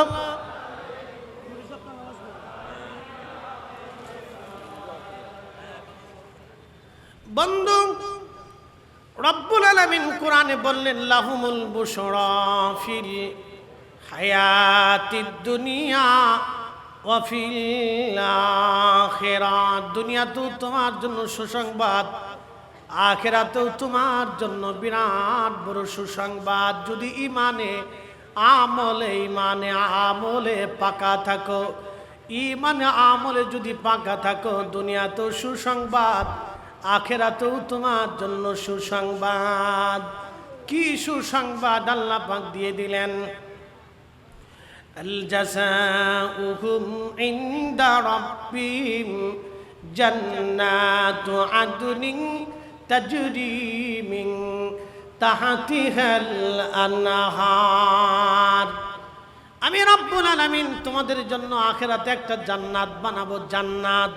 তাহলে বলেন জান্নাত আছে না নাই?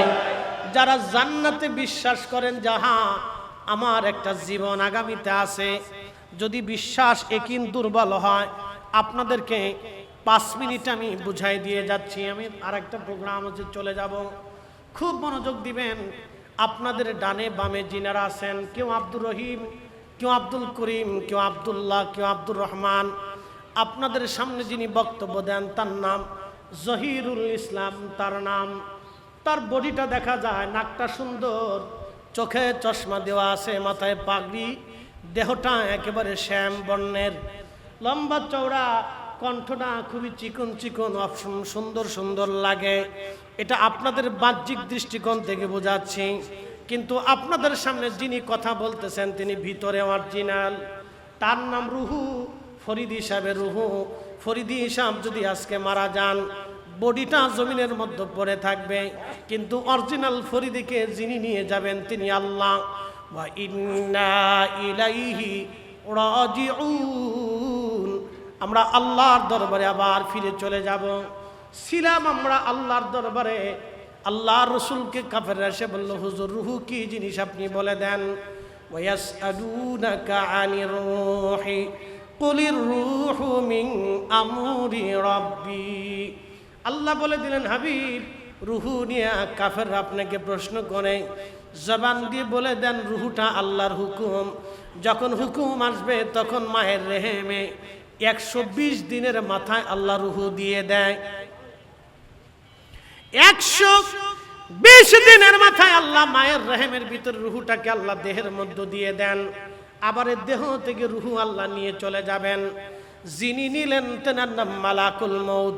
ফাইন্নাহু মুলাকিকুম, ওনার সাথে সবার মোলাকাত হবে, ওনার সাথে সবার মোলাকাত হবে। তার নাম মালাকুল মউত। যাকে নেওয়া হলো তার নাম জহিরুল ইসলাম ফরিদি। যিনি নিলেন তার নাম মালাকুল মউত। যার হুকুমে নিলেন তার নাম রব্বুল আলামিন। যেই জগতে নেওয়া হলো তার নাম আলমে বারজাক। যেই জগতে আগে ছিলাম তার নাম আলমে রেহেম। তার আগে যেই জগতে ছিলাম সেটার নাম আলমুর রহ, রুহের আলমে আরোহা, রুহের জগৎ। রুহের জগৎ থেকে আসলাম রেহেমের জগতে, রেহেমের জগৎ থেকে আসলাম দুনিয়ার জগতে, দুনিয়ার জগৎ থেকে চলে যাব বারজাখের জগতে, বারজাখের জগৎ থেকে চলে যাব হাসরের ময়দানে, হাসরের মাঠ থেকে চলে যাব ফুলসিরাতের ঘাটে, ফুলসিরাত থেকে চলে যাব হয় জান্নাত না হয় জাহান্নামে। এ বন্ধু, আমরা সত্য, আপনাদের সামনে যিনি ওয়াজ করতেছেন তিনি সত্য, তিনি আল্লাহর কাছে ছিলেন এটাও সত্য, তিনি দুনিয়াতে আসছেন এটাও সত্য, তিনাকে যিনি নিয়ে যাবেন মালাকুল মউত তিনিও সত্য, যেই জগতে নেওয়া হবে সেই জগৎও সত্য, যার হুকুমে নেওয়া হলো সেই হুকুমদাতা আমার আল্লাহ সত্য। অতএব ইসলামের মতো সত্য ধর্ম আর পৃথিবীতে একটাও আপনি খুঁজে পাবেন না, আমার রসুলের মতো সত্যবাদী আর দুনিয়াতে একটাও খুঁজে পাবেন না। কথা বলেন ঠিক না বেঠে? আখেরাতে বিশ্বাস আছে? আখেরাতে বিশ্বাস আছে? তাহলে দুনিয়া থেকে আল্লাহ তার রসুলের গোলামি করে যাওয়া বুদ্ধিমানের কাজ। পাগলা থাম, সময় নাই। দুনিয়া থেকে আল্লাহ তার রসুলের গোলামি করে যাওয়াটা বুদ্ধিমানের কাজ। শোনেন, যারা মানুষের হক মেরে 1000 কোটি টাকার মালিক হয় তারা বুকা। আপনি ঠিক বললেও ঠিক, না ঠিক বললেও ঠিক, তারা বুকা। বুকা যারা অবৈধভাবে সুদ আর ঘুষের কারবারি করিয়া দুনিয়াতে সম্পদ রেখে কবরে চলে যায় তারা বুকা। তাদের মতো বুকা পৃথিবীতে আর একটাও নাই। তারা ভাবে আমরা অনেক চালাক, না না, তারা অনেক বড় বুকা, অনেক বড় বুকা তারা। হাসরের ময়দানে আল্লাহ বলবে, বান্দা তুমি তো অপরাধী হয়ে গেছো, জাহান্নামে চলে যাও। তো বান্দা বলবে, ইয়া রাব্বি, আমাকে কি একটু সুযোগ দেওয়া যায় না? বলে, কি সুযোগ চাও? বলে, আমার ছেলে আছে, মেয়ে আছে, স্ত্রী আছে, আমি যাদের জন্য অন্যায় অপরাধ করছিলাম আমি তাদেরকে ডাকি, দেখি তারা আমার গুনাহের জিম্মাদারি নেই কিনা। আল্লাহ বলবেন, ডাকো, তোমাকে সুযোগ দিয়ে দিলাম। ছেলে ডাক দিবে, আব্দুর রহিম, বাবার নাম আব্দুল্লাহ, লাব্বাইক ইয়া রাব্বাল আলামিন, আসো। বাবা ডাক দিয়ে বলবে, ছেলেরে, খুকা আমার, তোর জন্য জীবনে অপরাধ করছি, আসামি হয়ে গেছি, কিছু গুনাহের জিম্মাদারি তুমি নিয়ে আমার গুনাহটাকে সহজ করে দাও। ছেলে ডাক দিয়ে বলবে, আব্বা, সন্তান হিসেবে আমার অধিকার ছিল, আপনার কাছে প্রাপ্য ছিলাম, হালালে না হারামে করেছেন ওটা আমার দেখার বিষয় ছিল না। আপনাকে কে বলেছিল আপনি হারাম কাজ করেছেন? কে বলেছে আপনি সুদ খাবেন? কে বলেছে আপনি ঘুষ খাবেন? আমি কি বলেছি? আপনি কেন এগুলো খাইছেন? ওই গুনাহের জিম্মাদারি আমি আজকে নেব না, আমি খুব পেরেশানির মধ্যে আছি। শেষ। আল্লাহর কসম করে বলতেছি, যদি আখিরাতে বিশ্বাসী হন, আল্লাহ রসুলের কথা যদি সত্য বাক্য হিসেবে মেনে নেন, তাহলে এই কথাগুলি হৃদয় থেকে উপলব্ধি করে বাড়ি পর্যন্ত যাবে। খালি পাগড়ি মাথায় দিয়ে ফরিদি সাহেবের মতো রাস্তায় হাঁটার নাম দিন না। দিন হচ্ছে আমানতদারিতার উপরে থাকা, সত্যবাদিতার উপরে থাকা, হকের উপরে থাকা, হক হালাল মতো জীবনযাপন করার অর্থই হচ্ছে দিন। 63 বছরে যিনি একটা মিথ্যা বলেন নাই, একটা বাক্য ফায়সা কথা বলেন নাই, একটা সময়ের জন্য কাউকে ধোঁকা দেন নাই, একটা বাক্য দিয়ে কাউকে কষ্ট দেন নাই, তিনি সেই রাহমাতুল লিল আলামিন। আমরা তার উম্মত। হকের উপরে প্রতিষ্ঠিত থাকেই হচ্ছে উম্মতের কাজ। কথা বলেন ঠিক কিনা? ইনসাফের উপরে প্রতিষ্ঠিত থাকবে, ইনসাফের উপরে প্রতিষ্ঠিত থাকাই উম্মতের দায়িত্ব। পোশাকে সুন্দর না হয়ে আপনাকে রুহুটাকে সুন্দর করে। দেহের খোরাক আছে না ভাই, যে আমি চা খাচ্ছি, কেন খাচ্ছি বলবেন? যে হুজুর ওয়াজ করতেছে, কণ্ঠে চাপ পড়তেছে, আমি চা খেয়ে কণ্ঠটাকে একটু ধার মারতেছি, এটা হচ্ছে আমার কণ্ঠের খোরাক। আমি ভালো খাবার খাই, পুষ্টি হয়, চেহারা সুন্দর হয়, ত্বক ভালো থাকে, বিভিন্ন ধরনের দামি দামি খাবার আপনার আমরা খাওয়ান। হুজুর দূর থেকে আসছে সফর করে, ভালো খাবার খাইলে শরীরের পুষ্টির দুর্বলতা কমবে। এই জন্য আপনারা মেহমান হিসেবে আমাদেরকে সম্মান করেন। আপনাদের ভালো খাবার খেয়ে আমাদের শরীরে পুষ্টি হয়, নতুবা যেইভাবে জাননি জীবন বাঁচার কথা না। কালকে থেকে এই পর্যন্ত কত কিলো? 250 কিলো রাস্তা দাবড়াইছি, আবার এখান থেকে ঢাকা পর্যন্ত 250, কালকে চুয়াডাঙ্গা মাহফিল। বুঝতে পারছেন? চুয়াডাঙ্গা থেকে ঢাকা থেকে আরো 250 কিলো, এখান থেকে আমি 500 কিলো রাস্তা গাড়ি দাবড়াবো। 500 কিলো রাস্তা আমাকে গাড়ি দাবড়াইতে হবে, এই গাড়ির ভিতরে থাকতে হবে, তারপরে যাই আবার এই চটাং চটাং চটাং চটাং ওয়াজ করতে হবে। কারণ যদি ওয়াজে দুর্বলতা মানে বলবো যে হুজুর আসলে ওয়াজ করতে পারে না, জ্বালা আছে। বক্তাদের জ্বালার কোনো শেষ নেই। মাহফিল একটা সাজাইছেন, 1 মাস সময় লাগছে। যে আমার ভাইগুলি দিনরাত পরিশ্রম করে একটা বাগান সাজাইছে। যদি আমরা কথা সুন্দর করে বুঝাইতে না পারি তাহলে তাদের ওই পরিশ্রমটা ব্যর্থ হয়ে যায়। এই জন্য কষ্ট হলেও আমরা অনেক কথা বলার চেষ্টা করি, বোঝানোর চেষ্টা করি। তো মোহতারাম, এই যে ভালো খাবার এটা আমাদের দেহের খোরাক, কিন্তু রুহের খোরাক হচ্ছে ঈমান আমল, রুহের খোরাক হচ্ছে নামাজ, রুহের খোরাক রোজা, রুহের খোরাক জিকির, রুহের খোরাক দুরুদ, রুহের খোরাক হক হালাল মতো চলা, রুহের খোরাক ইনসাফের পথে চলা। কথা কোন ঠিক না বেঠিক? এই রুহের খোরাক নিয়ে কবরে যান, রুহের খোরাক দিয়ে কবরে যান, রুহের খোরাক নিয়ে কবরে যান।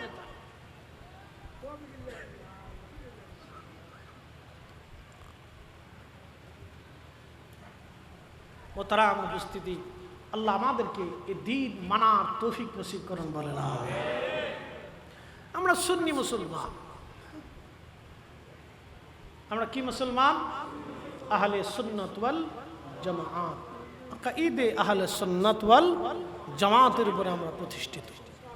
আল্লাহ আমাদেরকে এই আহলে সুন্নাত ওয়াল জামাতের আকিদের উপরে প্রতিষ্ঠিত রাখুক, বলেন আমিন। বিশ্বাসের উপরে, ইয়াকিনের উপরে প্রতিষ্ঠিত রেখে বিশুদ্ধ আমলের মাধ্যমে আল্লাহ আমাদেরকে নিয়ে যাক। মোহতারাম, পৃথিবী অল্প সময়ের জন্য, খুব সামথিং সময়ের জন্য আমরা আসছি, আবার চলে যাব, ওনার কাছে ফিরে যেতে হবে। সুম্মা তুরাদ্দুনা ইলা আলিমিল গায়বি ওয়াশ শাহাদাত, তিনি আমার প্রকাশ্য অপ্রকাশ্য সব কিছু জানেন। ওনার কাছে ফিরে যেতে হবে, দিন শেষে ওনার কাছেই ফিরতে হবে। অতএব ওনাকে সেজদা দিয়ে যান। একটা লোক নামাজ কাজা করবেন না। নিয়ত থাকবে ইনশাল্লাহ? না না, জোরে বলেন, নিয়ত জোরে বলেন, থাকবে।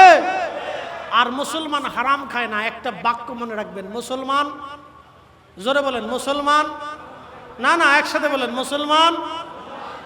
আপনারা আজকে আমার ওয়াজ শুনে সারা রাত্র মসজিদে নামাজ শুরু করছেন। চিন্তা করলেন ফরিদি হুজুরের ওয়াজ শুনলাম, খুব ঢকালা ওয়াজ করছে, আমাদের ফরিদপুরের ভাষায় বলতেছি, খুব ঢকালা ওয়াজ করছে। হুজুরের ওয়াজ তো খুব সুন্দর, আজকে রাত্রের নামাজ ছাড়বো না। তো মসজিদে চলে গেলেন, ফরিদি হুজুরের মতো এটা আফগানি ফাগরি মাথায় দিলেন আর কি। তো সুন্দর একটা পাগড়ি মাথায় দিয়ে একবার জুব্বা, সৌদি আরবের সিস্টেমে জুব্বা গায়ে দিয়ে আতর টাতর লাগাইয়া যায় নামাজ ঢকালা তুরস্কের একটা দামিটা বিছাই দিয়া নামাজে দাঁড়াই গেছেন। সারা রাত্র খুব ঢক মতো নামাজ পড়তেছেন, কিন্তু অজু নাই। কেমন হবে নামাজ বলেন তো? নামাজের দাম আছে, 4 পয়সাও দাম নাই। কিন্তু আর একটা কথা মনে রাখবেন, অজু ছাড়া নামাজ যেমন হয় না, হালাল খাদ্য বিনে ইবাদত আল্লাহর দরবারে কবুল হয় না। হালাল খাদ্য ব্যতীত ইবাদত কম খান, ডাল দিয়ে খান, ভর্তা দিয়ে খান, শুটকি দিয়ে খান, কচু শাক দিয়ে খান, হালাল খান। এই অনুরোধটা থাকবে।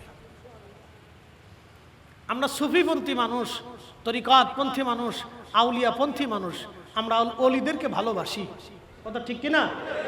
অলিদেরকে ভালোবাসি, কথা কেন? অলিদেরকে, পৃথিবীর কোন অলি হারাম খাইয়া অলি হয় নাই। এই কথা কন না কেন? জোরে বলেন।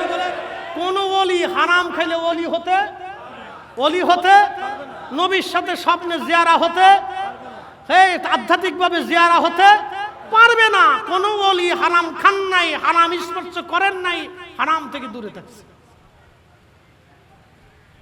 হারাম থেকে দূরে থাকছে। এই জন্য হালাল খাদ্য ভক্ষণ করার চেষ্টা করবেন, বিশুদ্ধটা খাবেন, কম খাবেন, দিনাদায়ক থাকবেন না। আজকে শেষ একটা বক্তব্য দিয়ে যাই, আমার পরে উলামা ইকরাম আসবেন, কথা শেষ। মানুষ মারা যাওয়ার পরে আল্লাহর নবী সাহাবী ইন্তেকালের পরে রসুল কারাম সাহাবীকে কবরের উপরে রেখে জানাজা করে অথবা জানাজার আগে নবীজি খোঁজ নিতেন তার কি কোনো ঋণ আছে কিনা। অ্যাটেনশন, এই মাসলাটা সারা জিন্দেগীর জন্য মনে রাখবেন, আমলে পরিণত করবেন। সাহাবীদেরকে নবী জিজ্ঞেস করতেন এ কোনো ঋণ আছে কিনা বলো। যদি ঋণ থাকতো কি পরিমাণ আছে নবীজি নির্ধারণ করতেন।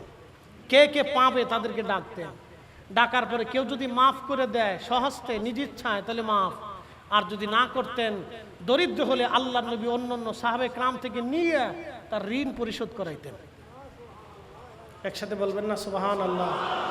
নবী বলতেন, উম্মত, আমার কোন উম্মতকে ঋণগ্রস্ত করে কবরে পাঠাও না, ঋণ মুক্ত করে কবরে পাঠাও, ঋণ মুক্ত করে কবরে পাঠাও। আমরা ঋণ থাকতে চাই না। কথার ঋণ, ব্যবহারের ঋণ, কাজের ঋণ, দুনিয়াবি ঋণ, পয়সা করে ঋণ, এগুলো থাকবেন না। যে যেটা পাবে পরিশোধ করে দিয়ে দিবে, শেষ করে দিবেন, না হলে মাপ চেয়ে নিবে। যদি পরিশোধ করতে না পারেন, কিছু দিয়ে হলো কিছু ক্ষমা চেয়ে নেবেন, বাইরে আমি সামর্থ্যহীন হয়ে গেছি, আল্লাহর রাস্তায় আপনি আমার মাফ করে দেন, ক্ষমা চেয়ে নেবেন। ঋণ থাকবেন না, ঋণ থেকে মুক্ত হয়ে যাবেন। কারণ হক্কুল্লাহ আল্লাহ মাফ করবে, কিন্তু হক্কুল ইবাদ আল্লাহ মাফ করবে না। আল্লাহ তার রসুলের সাহাবা ইকরামকে ঋণ মুক্ত করে কবরে পাঠাইতেন। তা আমরা আমাদের ঋণ থেকে মুক্ত থাকবো। আর যারা ঋণগ্রস্ত হয়ে গেছে তাদের জন্য দোয়া করবো যাতে আল্লাহ ঋণ তাদেরকে দেওয়ার তৌফিক দেয়। এই জন্য কথার ঋণ, কাজের ঋণ থাকবেন না। বকাবাজি, বকাবাদ্য করা, গীবত তহমত করা, শেকায়েত করা, এগুলি থেকে দূরে থাকবেন, ঋণ মুক্ত থাকবে। পৃথিবীর কোন ওলি পৃথিবী থেকে যাওয়ার আগে ঋণ রাখেন নাই। আপনি যদি দেখেন তারা জাহিদ ছিলেন, মুজাহাদা করতেন, দুনিয়া বিরাগী ছিলেন, দুনিয়ার কোনো সম্পদ নিয়ে তারা কবরে যান নাই, সম্পদহীন হয়ে চলে গেছে।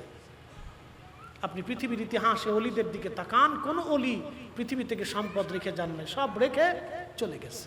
আল্লাহ রাস্তায় দান করে দিয়ে মুক্ত হয়ে একেবারে ফ্রেশ হয়ে কবরে চলে গেছে।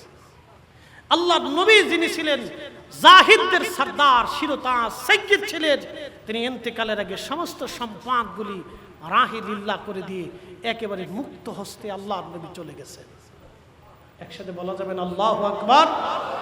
উম্মতের জন্য শুধু এলেম রেখে গেছেন, উলামা রেখে গেছেন, আমল রেখে গেছেন, ঈমান রেখে গেছেন।